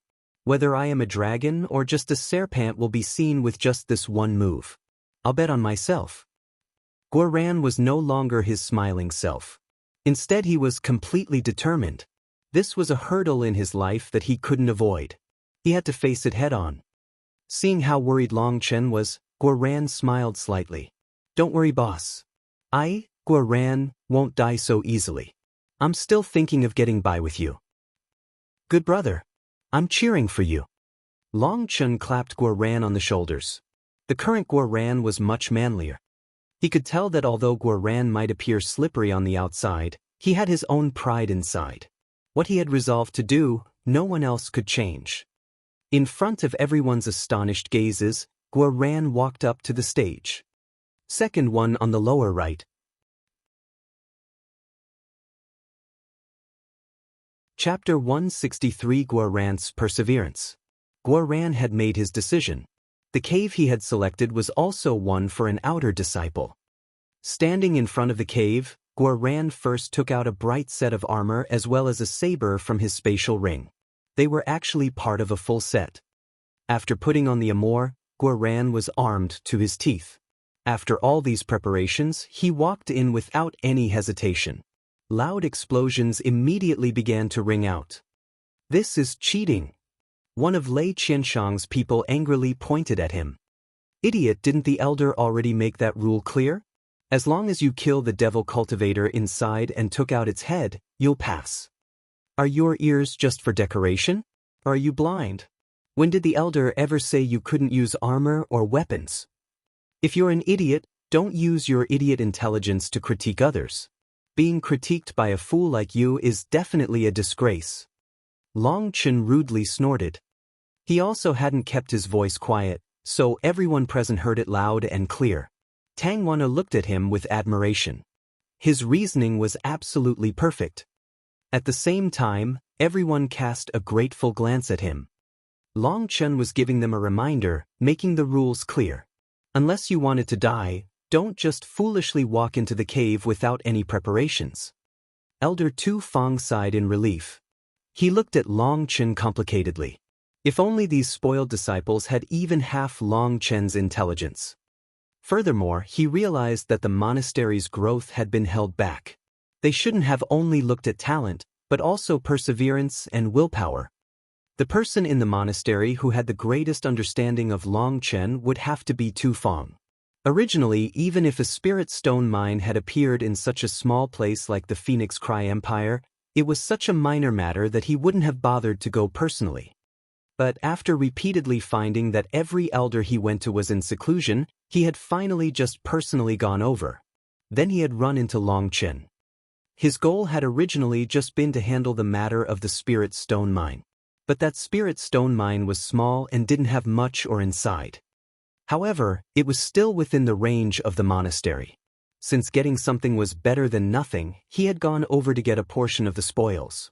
There he had randomly heard people talking about what had happened in Phoenix Cry. Someone who was a youth had grown to an absolutely shocking level in less than a year. But when he saw that Long Chen had no spirit root, he couldn't help becoming a bit sad. Without a spirit root, no matter how crazily he advanced, there would definitely be a limit. But then when he had returned, Ling Yunzi had given him a reminder. He had gone out to investigate Long Chen's path. He learned all about Long Chen's bitter childhood and how he had been bullied all the time. That had tempered him, allowing him to forge an indomitable will as well as given him an intelligence that far surpassed his peers. Now when he compared these thousands of geniuses to Long Chen, they were so immature it was laughable. That caused Tu Feng to sigh regretfully. Did that mean the monastery's raising of disciples was lacking something? Long Chen was like some tenacious weed. Fire might burn his outside, but when the spring came again he would grow back out. He just didn't know how far Long Chen would be able to walk relying on only determination.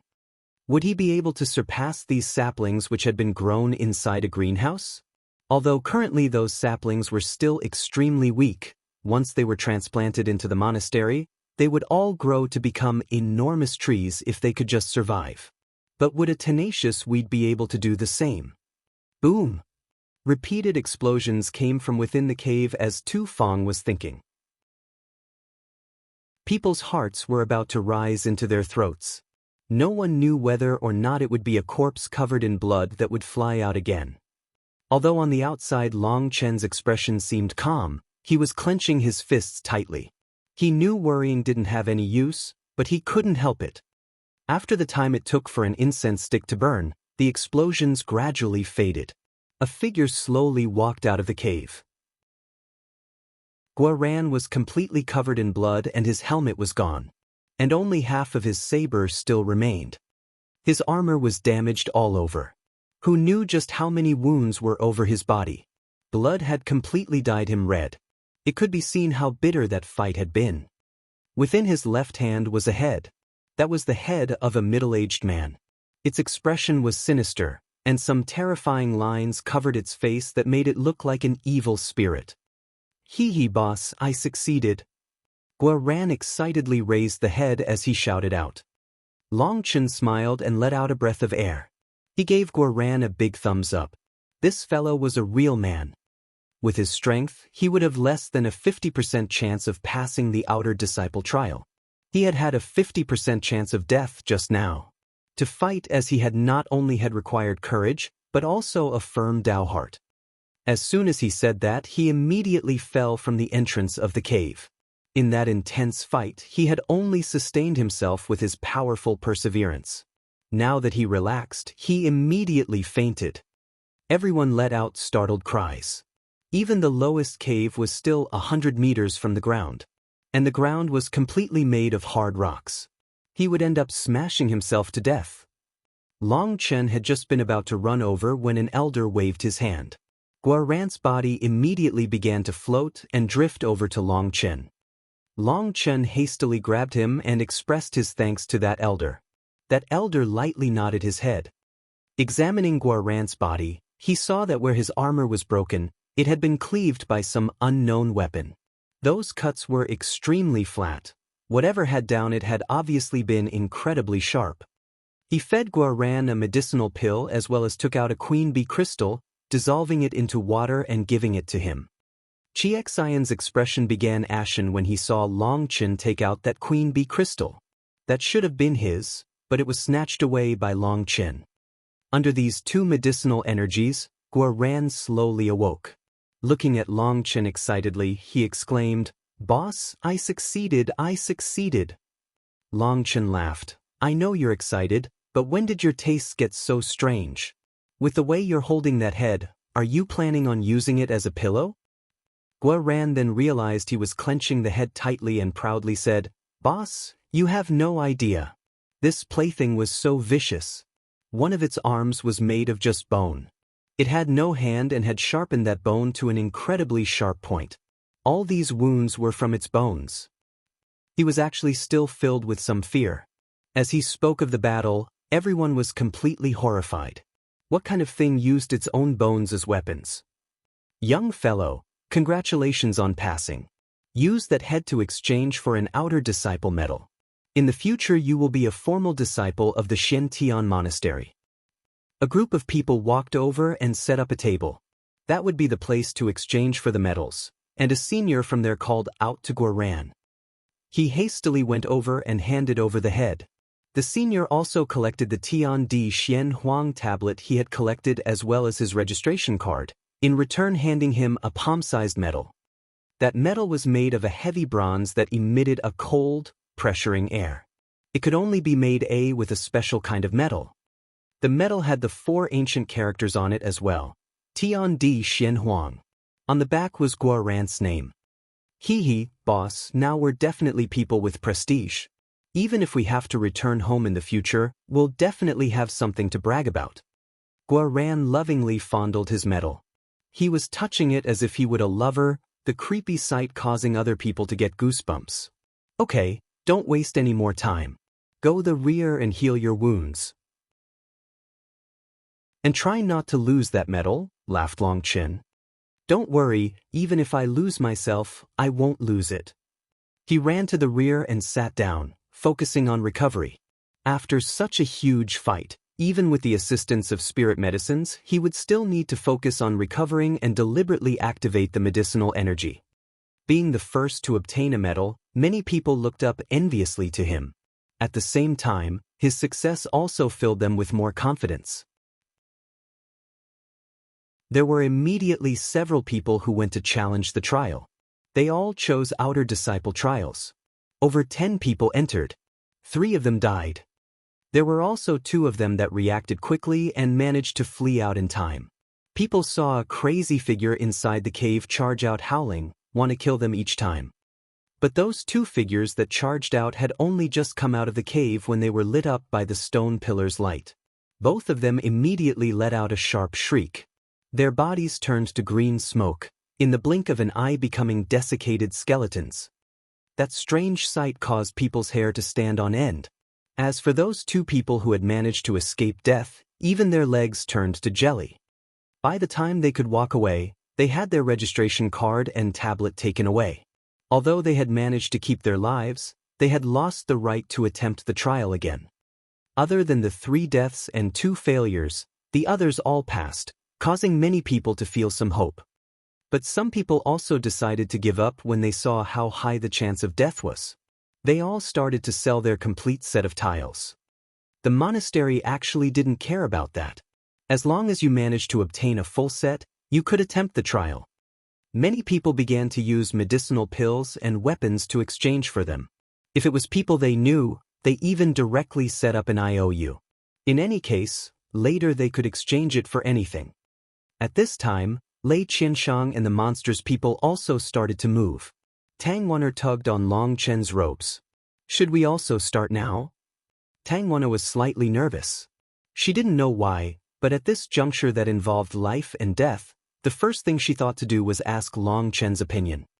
For some unknown reason, she felt that although Long Chen was a glib, smooth-talking rascal, he was definitely an extremely reliable person.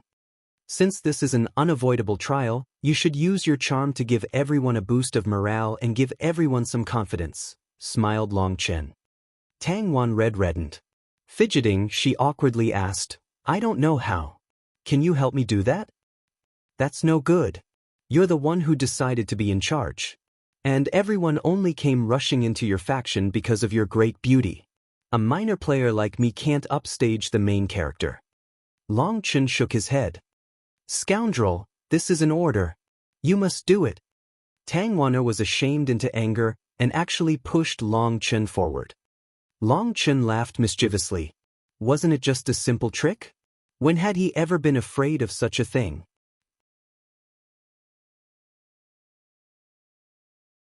Chapter 164 Boosting Morale. Brothers and sisters, everyone look here.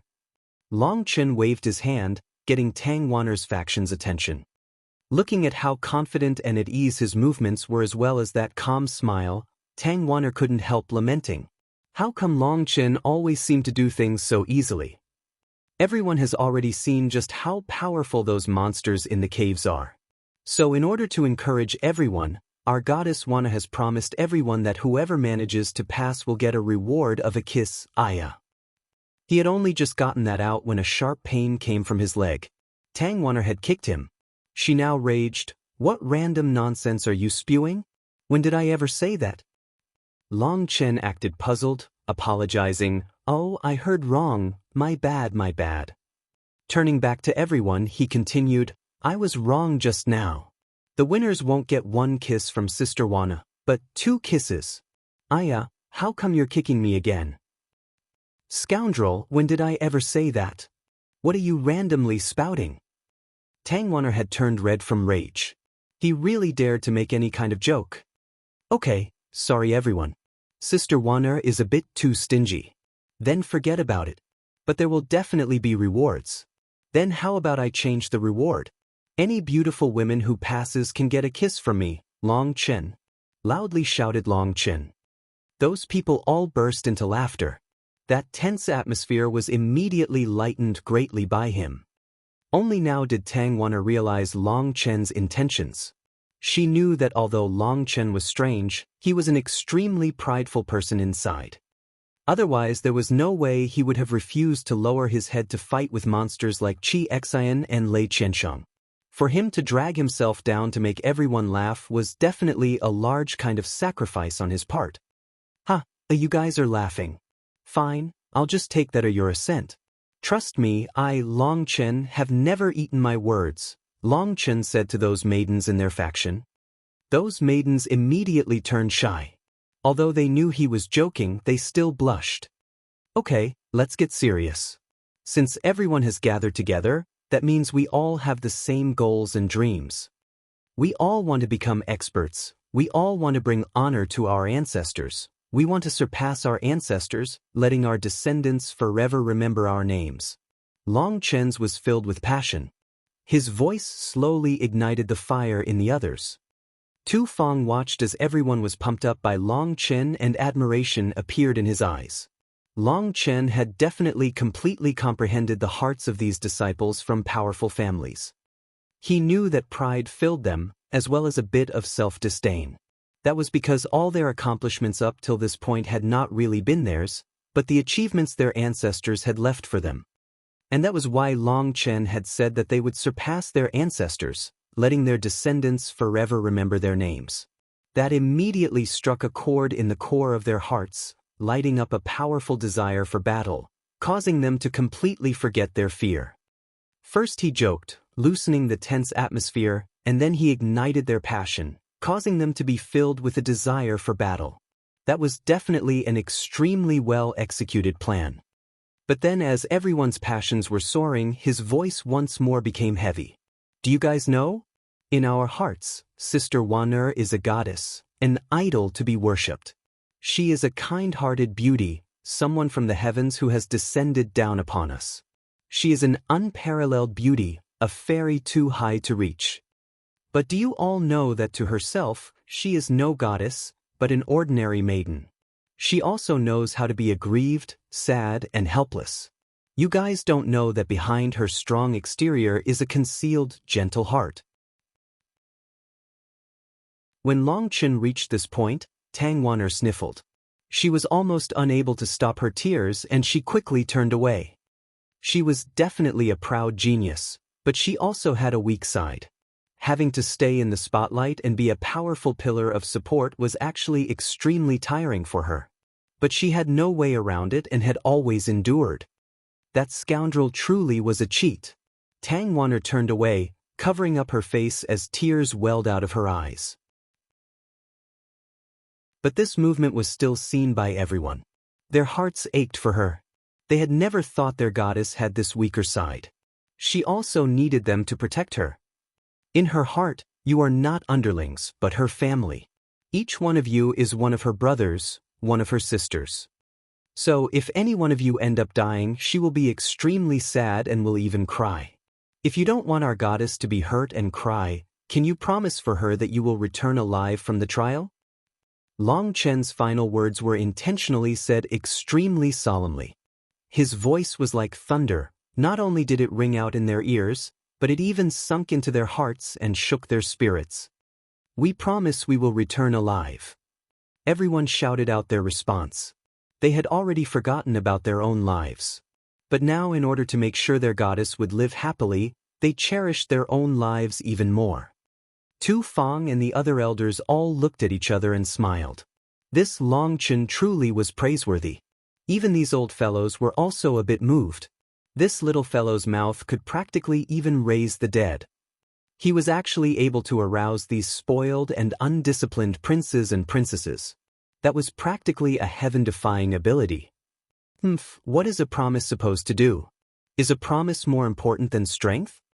That voice was filled with ridicule. Everyone turned to angrily glare. That voice had come from Lei Qianshang, who was disdainfully looking at them. Hey, don't listen to him.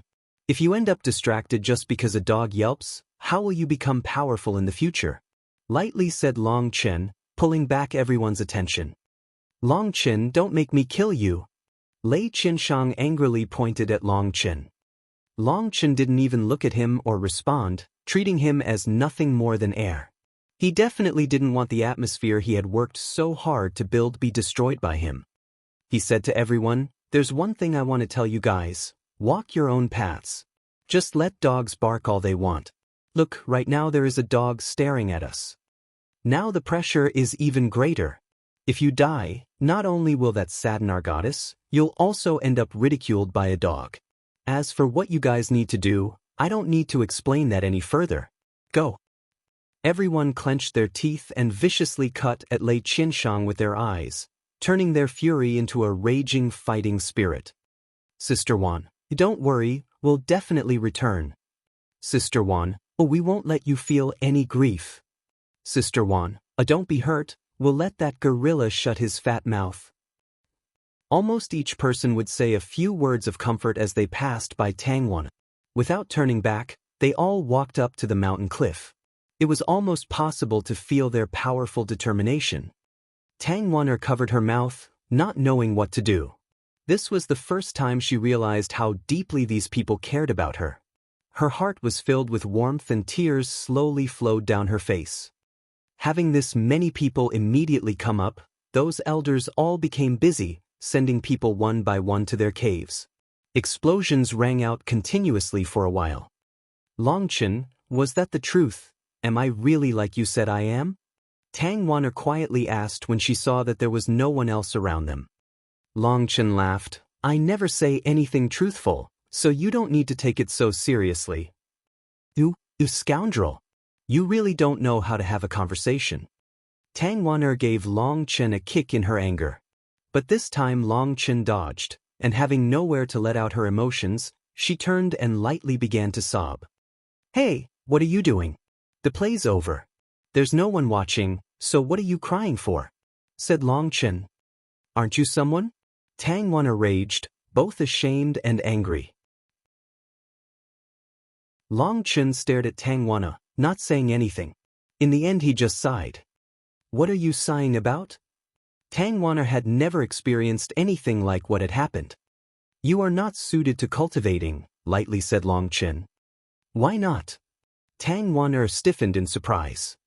You have too many feelings. Have you ever thought about how you would feel if all these people all died in there? Asked Long Chen. Tee, don't jinx people. Long Chen was still completely serious. Answer me. Tang Wana paused. Her mouth opened, but nothing came out. Let me tell you then. You will be heartbroken and inconsolable. If you take the core disciple trial in that kind of state, the odds of you dying inside will surpass 90%, solemnly said Long Chen. Tang Wana lowered her head pitifully. This was simply the cruelty of reality. It was simply a fact. Cultivation is a path of no retreat. Don't think that you can bring a group of people running down that path. If you try, you'll slowly realize that everyone who follows you will one by one disappear, leaving behind only you. Then you will have lost your way. Tang Wana bit her lip, asking, then what should I do? Let everything come naturally. You can't care so much, or you will only end up bringing more pain for yourself, said Long Chen. You want me to dissolve my faction? Fool, why would you dissolve your faction? You built this faction so that everyone could fight for more resources, letting them have even greater space to grow and develop. You can also even increase your own strength that way. That's a case of everyone winning. I'm just telling you a cruel fact about what will happen in the future. Once you've been inured, it won't hurt so much, smiled Long Chen. Long Chen, for you to understand this much, does that mean you've already experienced that kind of pain? Tang Wana looked deeply into Long Chen's eyes. Sorrow flashed in his eyes, but he quickly covered it up. Ah, what pain have I ever suffered? Right now I'm just a happy scoundrel. In the future I'll be a new and improved scoundrel, one without equal under the heavens, one with unlimited prospects. I don't even have enough time for how happy I am. Tang Wana's heart trembled. Just now she had seen a trace of what was within Long Chen's heart. Although it had only been for just a second, she could tell the true feelings he had felt in that moment. This man laughed all day, but just what was concealed within his heart? Just how had he ended up with an intelligence that far surpassed any of his peers? Tang Wana was about to keep asking this riddle-like man when a particularly loud explosion rang out.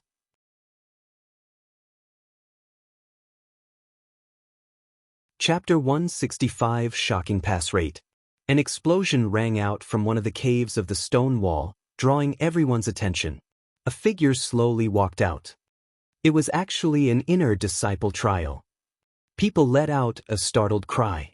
That cave had been in the middle layer of the cliff and the cave opening was slightly larger. It's Ling Hao. Tang Wana excitedly pulled on Long Chen's hand. She smiled brightly with an unconcealable delight. Hee, yes. Congratulations, congratulations. Long Chen gently rubbed her soft, jade hand. Wasting such an opportunity definitely wasn't his style, especially not when it had just been given to him straight on. Scoundrel too. Only after a moment did Tang Wana realize what he was doing to her hand. She had actually been taken advantage of like this. As if she was given an electric shock, she quickly took back her hand, ashamed and angry. Just how did she manage to grow such a hand? It's somehow slender, soft, and warm. Long Chen praised inside. Just as Long Chen was reveling in that feeling and Tang Wana was about to beat him, Ling Hao shouted out, Sister Wana, Ling Hao, have fulfilled my promise. I have returned alive. Good, quickly come rest. Tang Wana nodded. Ling Hao was covered in blood, and his shoulder had been pierced by something, revealing the bone beneath. Thank you. Take care, sister. Ling Hao nodded and brought the head to exchange for an inner disciple's medal, then going over to Guoran to recuperate. Excellent, Ling Hao is a good one. Long Chen nodded and exclaimed in admiration. Tang Wana sighed, Ling Hao's talent actually isn't that great. For him to obtain an inner disciple medal really is shocking. Talent isn't everything. Temperament, determination, luck, and intelligence are all extremely important, Important enough to change a person's life, said Long Chen. Inside he thought to himself, I don't even have any talent. I don't even have a spirit root. But can I also stand here just as well? As the two of them talked, another blood-soaked fellow also walked out, excitedly running over in spite of his current condition and raising his head. Sister One, I've succeeded. Following this, more and more people began to run out, all with heads in their hands. The passion burning within their eyes moved Tang Wanner deeply. Their success was actually in order to accomplish their promise to her. She stealthily glanced at Long Chen and saw his expression was still indifferent, as if he had long since expected this outcome. His eyes were constantly roving around the highest layer of caves. In less than 2 hours, Tang Wanner's entire faction finished their trials. There were a total of 3 inner disciples and 76 outer disciples. Of her 100 people, there had been a portion that had died in the trial region, while 8 people had failed to keep their promise and did in the caves. But even so, this result was absolutely shocking. It far surpassed the ordinary success rate. Even the elders were startled. This success rate had already surpassed any other faction. It was close to a 90% success rate. Even the elders were moved by that. Tu Feng descended into thought. Sister One, don't feel sad. Those brothers who didn't return have already used their passion to show you their youthful passion. Although they died, they were like exploding fireworks. Although their duration was short, it was much better than living their lives as a mediocre person. Qing Yu lightly pulled on Tang Wanner's hand. Of the 3 inner disciples, Qing Yu was the only female. It went without saying that her combat strength was extremely great. When she fought, she was extremely stable, almost never making any mistakes. The other factions also stopped just testing when they saw Tang Wanner's faction's high success rate. They also began to take the trials in large numbers. As for Yi Zhiqiu's side, there was also someone who learned from Long Chen and did his best to increase her faction's morale, telling them not to let their goddess be brokenhearted. But obviously the Ice Beauty was not suited to such a thing. That expressionless face caused that person trying to boost the morale to become extremely awkward. As for Long Chen, he was speechless as he watched that. Yi Zhiqiu, can't you at least give people a little bit of expression? And even if you can't, at least cover your face with your hand or something. But in any case, a beautiful goddess was definitely extremely useful. After that person's speech, each person's aura had increased by quite a bit. At least they weren't as afraid as they had been. Long Chen, you should also take the inner disciple trial. Tang Wanner had already returned to normal now. Long Chen paused. He understood she was just looking out for him. Just from the outer and inner disciple trials, she could see how cruel this final test was. She didn't want Long Chen to be in danger. Before she had come here, her family had repeatedly warned her that the core disciple trial was the highest level trial and was extremely difficult, far surpassing anyone's imaginations. So they wanted her to fight with her full strength without leaving anything in reserve at that time. Even a true core disciple would die in that trial if they were the slightest bit inattentive. Although she knew Long Chen was powerful, the chances of him dying in the core disciple trial were too high. I'm someone a bit too afraid of death. I think I'll take the outer disciple trial. Long Chen worriedly shook his head. Scoundrel, I'm talking about serious matters. Tang Wanner indignantly cried out. Well, we'll see. Long Chen looked at the mountain cliff. He knew the core disciple trial was definitely extremely difficult. But he was not afraid. That wasn't arrogance, but confidence. That was the confidence that had been formed by steeling himself against life and death battles. It was a kind of unstoppable determination. If others could pass it, then he definitely also could. His original reason for coming to the Shantian monastery had only been collect the ingredients for the Alioth pill. But after arriving here, his thinking had changed. The monastery's resources definitely surpassed his imaginations. Within the trial region he had already found so many good things. He was no longer as indifferent and calm as before.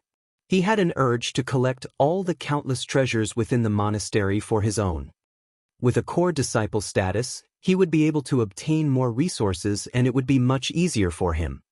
But on the other hand, if he were to show off too much and become the center of attention, there was a greater chance that he might end up exposing the 9-star hegemon body art. That kind of secret would definitely lead to disaster if it was leaked. Although he was confident, he definitely wouldn't arrogantly think he was undefeatable.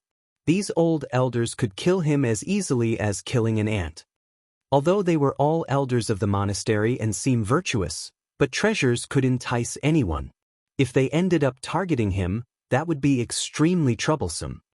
Without bringing out his full strength, it would be impossible to pass the core disciple trial. So this was an extremely difficult decision for him.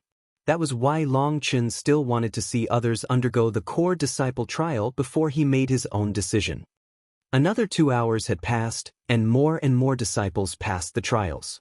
But there were also more and more disciples who were killed. Blood stained the cliffside red. Long Chen knew that that was intentional by the monastery. It was part of the goal of this trial. At the beginning of this whole disciple test, they had killed a couple impersonators in order to awe everyone. That was to let these geniuses realize the monastery was not their home, no one would spoil them like their families had. In the trial region, they had set up a couple second-rank magical beasts so that people would realize this was not a game. Mistakes could lead to deaths. As they entered deeper into the trial region, the chances of death only grew, telling people danger and opportunity were existences that came together. If you want to obtain more, you would have to face greater danger. As they walked deeper and deeper, once they reached the final trial, they saw these gruesome and cruel deaths. That was so people would challenge the terror within their hearts. Following these layers of filters, the final people that had managed to survive through it all had matured greatly, whether it was in terms of power, temperament, or intelligence. Only such people were worthy of being groomed with the monastery's resources. But it seemed the disciples this time were a mix of people. At the beginning of the final trial, there had even been an idiot who had volunteered to go first, resulting in him being the first death of the trial and teaching everyone a lesson. That idiocy had caused Tu Feng to curse that person. After all these twists and turns, the disciples that had managed to survive to the end and obtain their medal had already experienced being on the cusp of life and death. Whether it was temperament or determination, they all had sharply risen. They were no longer greenhouse flowers, but saplings that had begun to face the real world's wind and frost.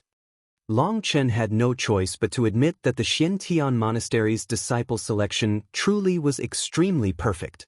But such harsh methods definitely didn't suit every sect.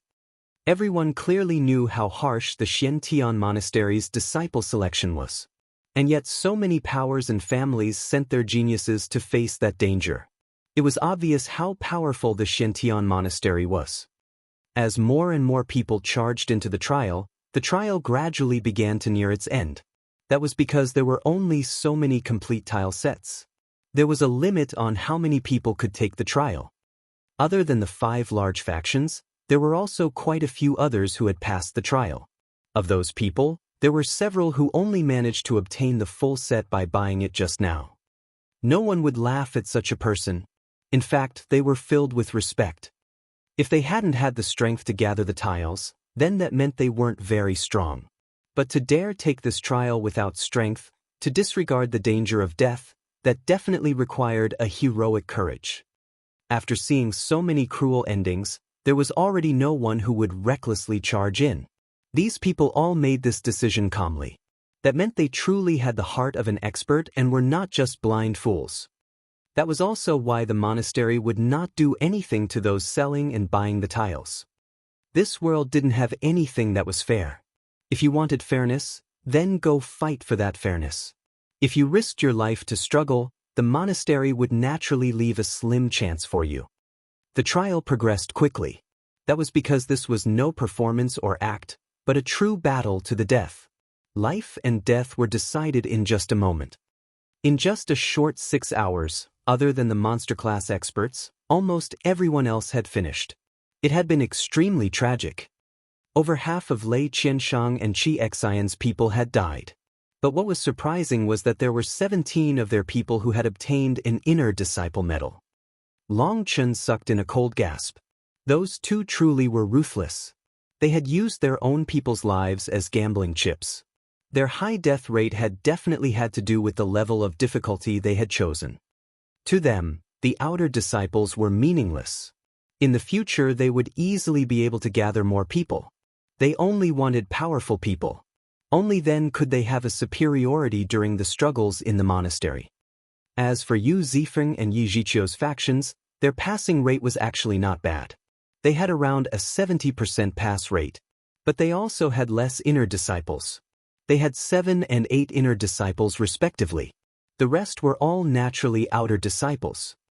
Tang Wan'er's side might have had the highest passing rate, but her whole force's strength was also the lowest since she only had 3 inner disciples.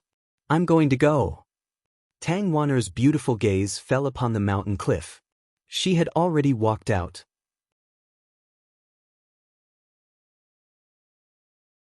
Chapter 166 Core Disciple Trial. Tang Wan'er's actions immediately drew everyone's attention. Even those excited disciples that had passed also calmed down to watch. The core disciple trials were about to begin. Everyone stopped to watch Tang Wan'er. An unmatched goddess whose magnificence outshines her peers, Goddess Wan'er will easily pass. Tang Wan'er had only just arrived in front of the stone wall when a thunderous roar came from behind her. She turned to see that at some point, a flag had appeared in Long Chen's hands. He was waving it around, leading everyone to cheer his slogan. Looking at his smile, Tang Wan'er relaxed greatly. That smile easily warmed her heart comfortably. Although this fellow liked to do wacky things, Tang Wan'er knew that in this case he was helping her relieve some of the pressure. Waving to them, she walked atop the steps, respectfully arriving at Elder Tu Feng. Sorry to trouble, Elder. Core Disciple Trial, middle row, third on the right. Tu Feng nodded. He amicably smiled. Use your full strength without holding anything back. If there are problems, you can always retreat. To a monster-class genius, even Tu Feng would be much more prudent. If such a disciple died here, that would be a huge blow to the monastery. Many thanks for your concern, Elder. Wan'er understands, she nodded. Tu Feng waved his hand, and Tang Wan'er directly floated up the 3,000-meter-tall stone wall, arriving at a certain cave. Taking a slight breath, wind blades suddenly exploded out around her body. That terrifying wind energy whistled through the air sharply. Everyone held their breath. A monster-class expert had exploded out with her full force. Would she manage to pass? Long Chen was also slightly nervous inside. Tang Wan'er was incredibly powerful, the most talented of everyone here with what he sensed to be a gold-grade spirit root. But her heart was perhaps the most lacking amongst them all. She had too many emotions and so was too unstable. And that why Long Chen could only do his best to relax her in hopes she would be able to use more of her strength. After summoning her wind blades, 2 large longswords appeared in her hands as well. A glyph appeared whose aura shook the air as she slowly walked into the cave. Boom! As soon as she entered, people heard an immense explosion. The cave shook and chi waves spat out of the opening. Boom, boom, boom. The explosions continued and the entire mountain was constantly shaking now. Everyone was tightly clenching fists nervously. No one wished to see a fairy meet a miserable end. After the time it took for an incense stick to burn, Long Chen relaxed. At the same time, Tu Feng and the other elders also let out a breath of air, the tension on their face disappearing. Seeing everyone behind him was still nervous, he smiled. Don't worry, everyone. Sister Wan'er definitely can pass. He knew that to Tang Wan'er, it was the start of the battle that was the most dangerous. If she managed to survive that, she would have conquered the fear in her heart, allowing her to display even more terrifying power. That was why Long Chen had relaxed.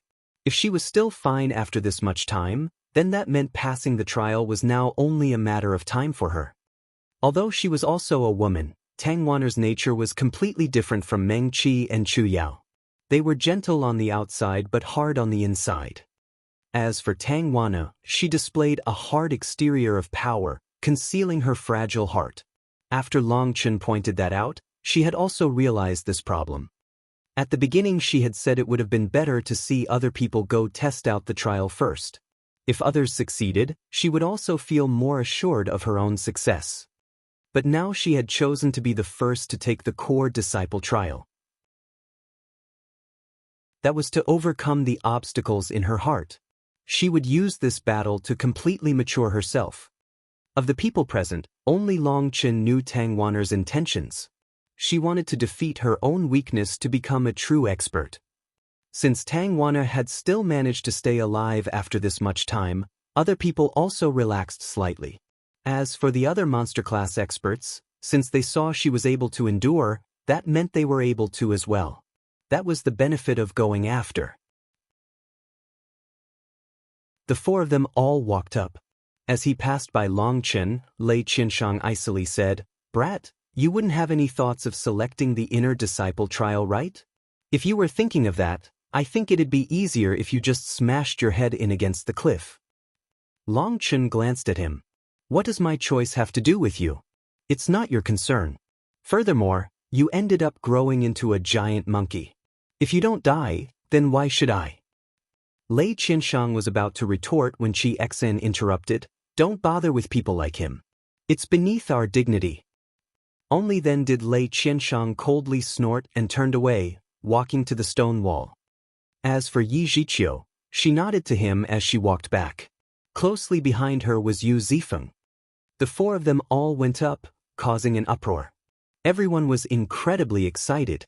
All the monster class experts were about to take the trial. Just how many of them would pass? The four of them all selected their own caves and were sent up.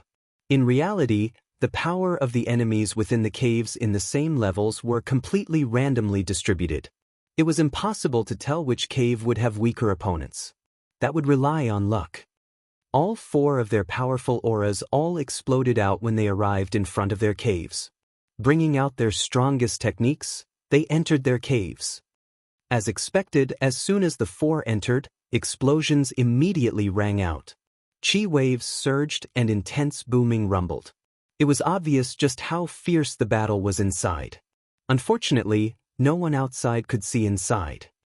Long Chen thought about that for a moment and then also walked up to the stone wall, stopping before the stairs. "Long Chen, which level are you thinking of choosing?"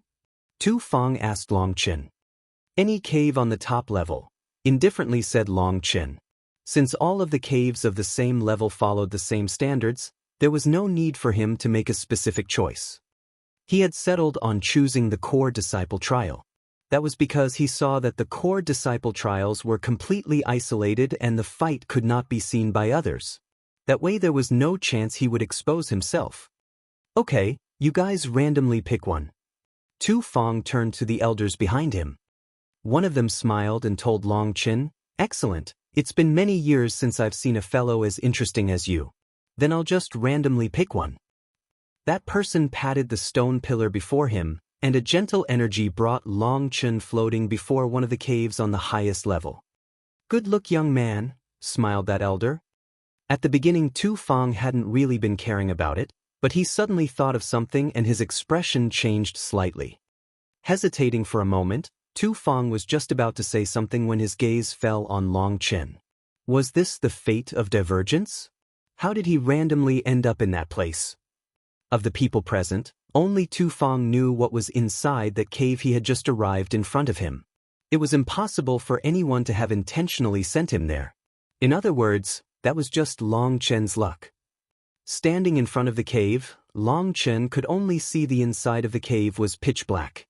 His Feng Fu star's spiritual qi began to circulate, and his spiritual strength also spread out as he walked into the cave. What? He won't even release his aura. Does he want to die? People couldn't help letting out startled cries. They had all seen Long Chen boost morale and calmly conduct everyone, his mannerisms far from ordinary. No one had thought he was such an idiot. But they didn't know that Long Chen's energy was all condensed within his Feng Fu star. There was no need for his aura to explode out like others. Others would need to do that in order to employ their greatest strength.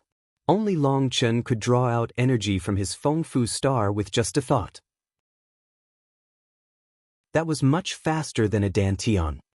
As his spiritual strength spread and he explored the cave, he realized the cave was extremely deep. Despite entering dozens of meters, he still didn't meet an enemy. That was definitely puzzling to him. Other people had immediately been attacked the moment they entered their caves. Then did that mean the enemy in this cave liked to act grandly and wait for him to find him? Not daring to be the slightest bit overconfident, he carefully walked forward. All of his nerves were stretched to the limit, ready to react to the slightest thing in the fastest time. By the time he had walked in over 100 meters, the path before him had become wider. At this time his vision had adjusted a bit and he could see that he was in a large lounge. This lounge had a diameter of over 300 meters and was also over 30 meters high. It was extremely open. Jijijiji. A strange laughter rang out like the howl of a malicious spirit. It was a sound that caused people to feel numb and as if knives were being stabbed into their ears.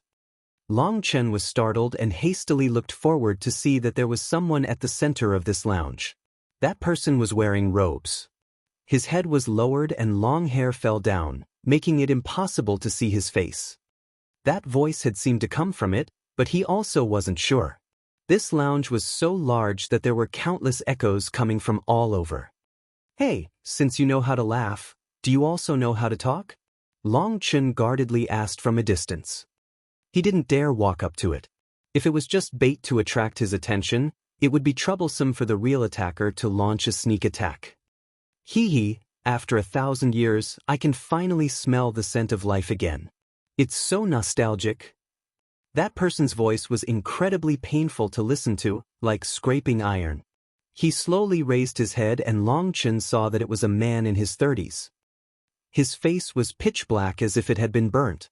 His eye sockets were completely empty of anything, and his cheeks had already withered. A steel needle had been inserted into the center of his eyebrows.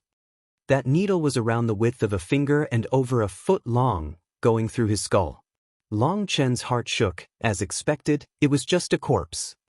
That was just a puppet shell without the slightest bit of life. But from inside that corpse came an exceptionally strange energy fluctuation. Spiritual strength, you're a spiritual body? Long Chen let out a startled cry. Wasn't that kind of energy spiritual strength? But that spiritual strength was shockingly powerful. I wouldn't have expected you to know so much. That group of bastards sealed my soul in here, wanting to enslave me and have me become a testing instrument.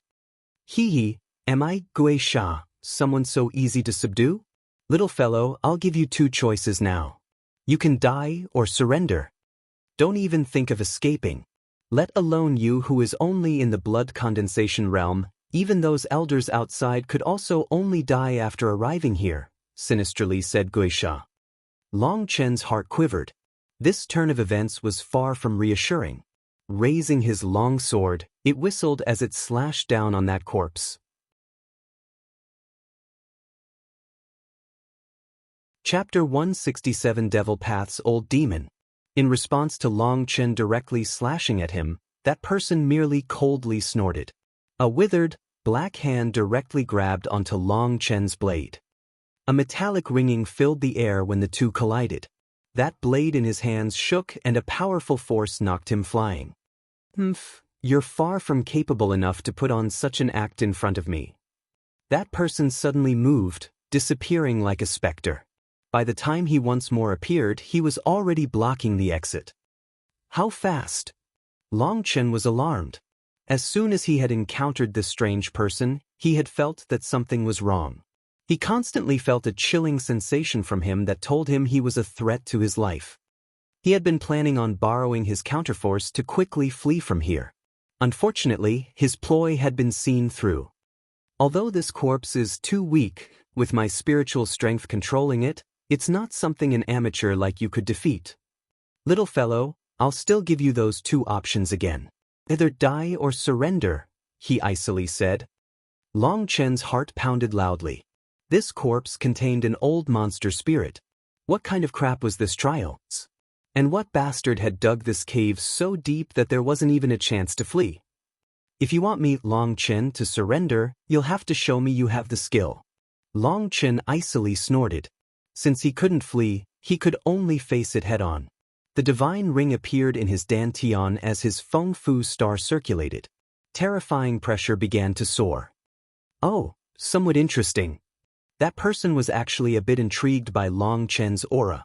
But there was no surprise in that voice. Clearly everything was completely under his control. Parting wind slash. Long Chen's sword slashed down, but that corpse's claw-like hand directly punched away the sword tip. He was horrified to see that his Earth-class battle skill was so easily blocked. It was unable to even slightly wound that person. Breaking wind fist. Long Chen once more shouted. Light appeared over his fist as he sent a punch smashing into that person. Previously in the fight for the profound spirit fruit, his heavy spear had already been broken. Without a heavy weapon, most of his battle skills were unable to display their full strength. It was better for him to give up on using a weapon and fight with his fists. Boom! Long Chen's punch landed squarely on that withered corpse's arm. That fist could easily destroy a boulder, but it was unable to break that arm. At the same time, his own power rebounded and forced him back several steps, turning his own arm slightly numb. What a hard body! Long Chen was horrified. This corpse was incredibly powerful. If he had been alive, he would definitely have been a terrifying expert. Little kid, are you still unconvinced? Then I'll let you see just minuscule you are to me. That person snorted and his body suddenly moved. A pair of black hands appeared in front of Long Chen in just an instant. Long Chen hastily punched out to block it. Although he managed to block it, his body was still forced back again. Your physical body is not bad. His withered claws then began to continuously attack Long Chen, his speed like a wild tempest. Bang bang bang. Long Chen was unable to even see the movements of his claws. He could only rely on his intuition to block as best as he could, filled with horror. Just what level of expert was this old ghost? It was clear that only his soul still remained and he was simply possessing this corpse. However, he possessed such mighty strength. Long Chen could clearly sense that this soul was relying on only spiritual strength to control the corpse. But even so, he was completely dominating him. Furthermore, Long Chen had no idea what was going on with that corpse. But no matter how he struck it, he was unable to break it at all. Although he knew that the core disciple trial was difficult, he was sure it was not supposed to have reached this level. This was essentially impossible to overcome. There was not even the slightest chance of him beating this old monster. Even if he used his full strength, there would not be the slightest hope. Something wrong had definitely occurred somewhere. The only lucky thing about this was that that old monster didn't want to kill him. He wasn't attacking him with his full strength and was even mostly avoiding his vitals. Bang! A kick landed on Long Chen's stomach, sending him flying into the wall behind him. Only then did they stop. Kid, you're not bad. I've decided to take you as an apprentice. Hurry up and kowtow to your master. That person walked up to Long Chen. His dead face was right in front of Long Chen, making him appear even more sinister. Do you think someone like you is also capable of being my master? Long Chen icily laughed, blood flowing out of the corner of his mouth. After that tempest of attacks, Long Chen's body was covered in bruises. That corpse was too strange. Its hardness was even greater than any of his weapons. Bastard, who do you think I, Gui Sha, am? 3,000 years ago I swept across the land, striking fear in the hearts of anyone who heard my name. For me to take a fancy to you is a blessing for you, raged Gui Sha. Then you mean you're very amazing? Asked Long Chen. Of course, I'm extremely amazing, proudly said Gui Sha. Then how did you end up in this state that is not human or ghost? Sneered Long Chen. Tich, what do you know? Back then 3 meridian opening experts surrounded and besieged me. Furthermore, I was already wounded then.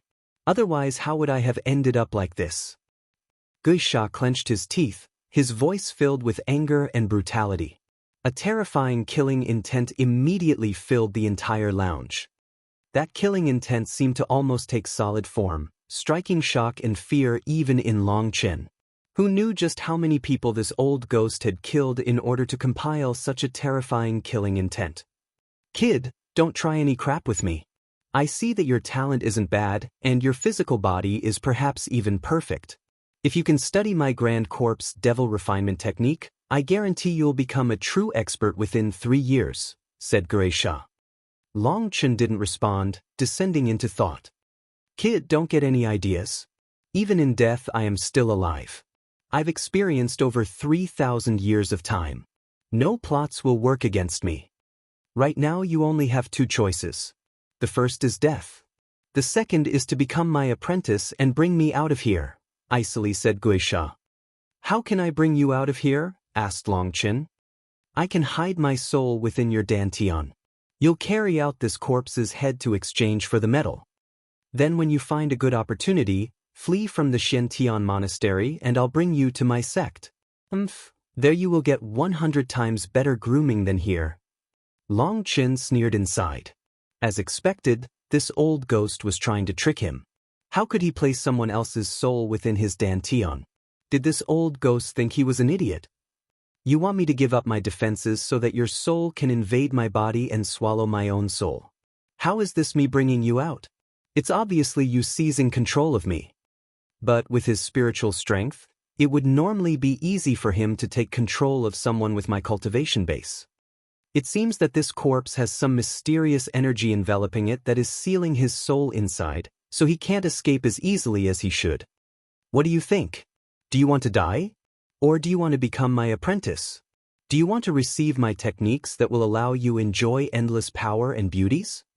Geisha icily asked. Although he did his best to sound calm, Long Chen's own powerful spiritual strength could sense the fluctuations in his voice. "Accepting you as a master is fine. Bringing you out of here is also fine. But I, Long Chen, am also this generation's genius, and I still need to do what qualification you have to be my master." "What do you mean?" "It's simple. Teach me something that will let me admire you." "If you can't satisfy me, as a proud man, I, Long Chen, would rather die than surrender," he proudly said. "Gg. Okay. Interesting. Then I'll teach you a technique. Look closely." Geisha sat down and began to speak. "Your body is excellent and your physical strength is even comparable to a 3rd-rank magical beast. But you have no decent battle skills. So I'll teach you a decent battle skill right now. It is called the blood-killing hand. Its strength is limitless and will allow you to fight above your realm." "How do I train it?" Long Chen hastily followed up. That was definitely something he really wanted to learn. To cultivate in the blood-killing hand is extremely simple. Each day use the warm blood of a person's heart to dye your hand, letting the blood and qi condense over your palm. When you attack, circulate that blood energy and easily cut across the space to crush your enemy's heart. Long Chen's heart trembled when he heard this. Use a person's heart's blood to temper the hand every day? Then didn't he need to go kill someone every single day? Furthermore, Geisha had said that so indifferently. It was as he was talking about something completely insignificant. If you kill 100 people a day, then in less than 100 days you will reach the initial mastery point. If you want to reach complete mastery, it will require at least 1,000 days. At that time, whenever you strike with your hand, even those with a higher cultivation base than you will still die if they aren't on guard. Now I'll teach you the technique. Wait, I'm an upright person. How can I cultivate in such sinister techniques? Raged Long Chen. Nonsense. Since I am your master, you'll definitely have to learn these. No, absolutely not. Teach me something else. Long Chen shook his head. Geisha was infuriated inside. He was a devil sect's esteemed elder. For him to teach him something other than his devil techniques was definitely a kind of humiliation. He actually wanted to give this brat a slap and kill him, but since he needed to rely on Long Chen's body to get out of this cave, so he couldn't. He needed to take control over his body, but without Long Chen's cooperation, it would be impossible for him to escape his current corpse body. Geisha controlled his temper and once more told him 2 other kinds of techniques, but Long Chen shook his head to both. He refused to go follow the devil cultivation path. Brat, don't be too excessive. Gui Sha's anger had already his limit. Has there been some mistake? Didn't you yourself say you were absolutely amazing? Just this little bit has already exhausted all your abilities? Disdainfully asked Long Chen. You. With his temperament, he would have long since tortured Long Chen to death. But unfortunately he couldn't right now. He really was afraid to lose this good of an opportunity. Fine, I'll teach you a footwork technique. It's called the Netherworld Ghost Steps. It's a secret technique I don't transmit ever, but it's extremely profound. If you can't understand it, then don't blame me. Gui Sha ground his teeth and began to teach Long Chen the Netherworld Ghost Steps mnemonic. Long Chen put on a blank face as if trying to understand it was extremely taxing. But inside he was so excited he was almost about to shout.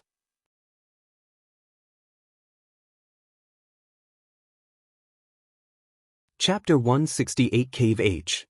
Even once Long Chen had disappeared into his cave, many people continued to closely watch. But that cave was so quiet that it was frightening. Not the slightest sound came out, causing people to look at each other in dismay. It couldn't be that he died just like that without making a sound, right? People wondered what was going on, as it had already been a while without any noise. When other people entered their caves, it was never more than just a couple breaths before intense explosions would begin to ring out. There's no way. Even if he died, he should have at least let out a scream. Tu Feng looked at that cave helplessly. He could have stopped such a thing from happening, but he had decided to keep his mouth shut when he remembered what the sect leader had told him before entering seclusion. If I remember correctly, it's been many years since anyone has ever come out of that cave. And it also seems that cave is the deepest of all the caves. Tu Feng sighed sorrowfully inside. What puzzled everyone was that no activity came from Long Chen even after all this time. That had no idea that Long Chen had already begun to fight with Gui Sha at this time. It was only that the cave was too deep, and this specific rock muffled most of the sound. There's someone coming out. Someone noticed that the sound coming from one of the other caves had faded away and a figure was slowly walking out. It's Tang Wana. Her hair had already scattered and there were bloodstains on various parts of her body, appearing quite destitute. Her entire face was now incredibly pale, but a trace of resolve had now appeared in her eyes that had not been present before. With the head in her hand, she walked out. Yes. Tang Wana's people all let out cheers. There were even some women crying tears of joy. Qing Yu's hands cupped her face. She was already sobbing noiselessly. An extremely rare smile appeared on Tu Feng's solemn face. That was the birth of a core disciple. Tang Wana flew off the cliff and there was immediately someone who handed her her medal. There was no need for her to personally go over to them. That was the treatment core disciples had earned. Rubbing that medal, Tang Wana was filled with pride. By relying on her willpower, she had finally taken that step. From this moment on, her heart had completely transformed.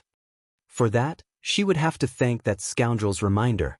Tang Wana smiled and looked over everyone, searching for that familiar figure. But she couldn't find him. Where is Long Chen? Asked Tang Wana. Her faction became silent.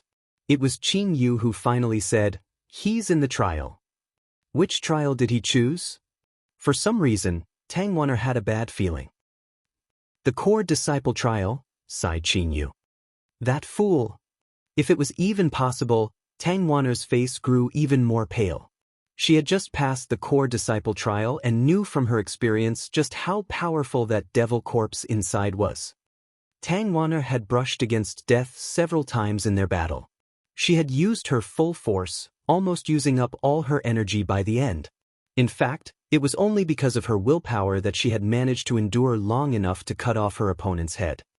She was the #1 genius of her powerful family. She had many life-preserving techniques, but she had practically used them all up. Only then had she managed to eke out a slight victory. For Long Chen to attempt the same, the chances of him passing were too uncertain. Tang Wana was so angry that she stamped her foot and bit her lip. Why does that scoundrel never listen? Qing Yu gently pulled the aggrieved Tang Wana into a hug, consoling, Don't worry, Long Chen isn't crazy. He'll return alive. Probably not even his bones remain anymore, so stop waiting. An inner disciple from Qi Xian's faction icily ridiculed Long Chen, but before he had even finished speaking, a figure had appeared before him and a wind blade was placed right against his throat, cutting him off. Do you want to say that again? Tang Wan'er angrily glared at that person, killing intent soaring from her eyes. Because wind blades could not controlled as perfectly as water blades due to the wind energy constantly needing to be in movement, her wind blade had already made several cuts against that person's throat, causing blood to flow down. That person turned pale from fright. The current Tang Wan was like a beautiful death god, about to announce his final judgment at any moment. Wan. Qin Yu was given a fright and quickly pulled her back. She couldn't possibly kill someone here, or the consequences would be far too dire. Bastard, you better pray that Long Chen's fine, or if anything happens to him, I'll cut your corpse into 1,000 pieces. Tang Wan'er icily shouted as she pushed away that completely terrified fellow. That person fell flat on his butt, scared stupid. His companions quickly helped him up and brought him further away to recuperate. Tang Wan'er took a deep breath, suppressing her anger. Looking at the cave Long Chen had chosen, she prayed, Long Chen, you better return. After another quarter hour went by, Lei Qianshang and Yu Zifeng also came out. They were covered in wounds, but they had also passed. Following them was Yi Zhiqiu. Her white robes had been dyed almost completely red, but her expression was as icy as ever. Only her eyes revealed a difficult-to-conceal exhaustion. The three of them first returned to their factions, receiving a heroic welcome. Once Yi Zhiqiu returned to her faction, she asked Tang Wan'er, "Where's Long Chen?" Tang Wan'er sighed and told her that Long Chen was currently in one of the caves. Yi Zhiqiu consoled her, "Don't worry, Long Chen will be fine. I've always had a suspicion that Long Chen's strength has already surpassed our imaginations." Tang Wan'er only nodded, taking Yi Zhiqiu's words as just her attempt to comfort her. But before his body came out, she would not be able to calm down. A roiling uneasiness filled her heart. Normally when Long Chen was present he would infuriate her with just a single sentence, wanting her to beat him half to death. But when he wasn't by her side, she felt as if something was missing. Suddenly everyone looked back up to the stone wall. That was because the loud explosions that had been coming from there had all of a sudden become silent. Qi Xian's also come out. That person was precisely Qi Xian, but his current state was extremely miserable. Blood completely dyed his robes, and one of his arms was broken and just drooped there. A long cut stretched across his face, an extremely horrifying state. But he also held a person's head in his hand, so he had clearly also passed. Once he came down, a crowd of cheers welcomed him. He immediately swallowed a couple medicinal pills. His wounds were just too severe. He was the most miserable-looking of all the 5 core disciples. There was no way around it. His water energy didn't pose that great of a threat to a corpse. His enemy hadn't feared him at all, causing him to suffer greatly. Now all 5 monster-class experts had passed the core disciple trial, allowing Tu Feng to relax greatly. But everyone was still looking at the stone wall. There was still not even the slightest movement from Long Chen's cave. Tu Feng sighed and turned around to another elder. "Elder Li Qi, every year's trial records are handled by you, right?" "Yes," nodded that elder. "Then do you know what the cave ages of their trials are?" asked Tu Feng. Elder Li Qi nodded, and a notebook appeared in his hand. Lei Qianshang's cave age was 317 years. Yi Zhiqiu's was 365 years, Yu Zifeng's was 396 years, Qi Xian's was 298 years, and Tang Wan'er's was 478 years. A burst of questions rang out from the crowd. What was a cave age? What meaning was behind that? Was that when the cave had been excavated? Tu Feng told them, "Some of you might not have realized, but the devil corpses you fought all had an expert's soul sealed within them. That soul could control the corpse to fight. Furthermore, the souls within these corpses are capable of cultivating themselves. As more time passes, their souls become to grow stronger, their strength also rising. Although all the corpse bodies are on the same level, the souls within them have not been sealed for the same times. So their strengths also vary. From the moment a soul is sealed within one of the cave's corpses, we begin counting the time to get the cave age. The higher the cave age, the stronger the soul within the corpse, and so the greater the strength of the corpse. The outer disciple trials corpses all have weaker souls sealed within them, and the corpses themselves are also weaker. Those souls all have cave ages around 10 to 30 years. As for the inner disciple trials, those corpses are a bit higher grade and have cage ages around 50 to 100 years. So of two people with equal strength, one might easily pass, while the other might die inside. That's up to luck. Hearing that, an uproar immediately exploded from the crowd. No wonder there were some people who were clearly stronger yet had failed to pass. If you want to become an expert, other than talent, perseverance, and intelligence, luck is also equally important. Those who are out of luck are fated to never be able to become experts. As for the core disciple trials, they are also the same. But the cave ages are between 2 to 500. Furthermore, those corpses are refined from experts of the devil path and are incomparably hard. And the souls sealed within their bodies are elders of devil sex. Some of them were even stronger than us elders. Most importantly, because they are devil cultivators, their spiritual strength is exceptionally strong and they maintain a powerful combat skill. Although those corpses limit their true strength, they are still incomparably terrifying, explained Tu Feng. Hearing this, everyone understood just how powerful the opponents of the monster-class geniuses had been. No wonder even people as powerful as them appeared so miserable now. Chi Exen had even almost died. As for Chi Exen, his expression became green as he listened to this. Wasn't this a slap in his face? He had fought against the cave with the lowest cave age, but he had ended up suffering the most injuries. Was Tu Feng using him as an example?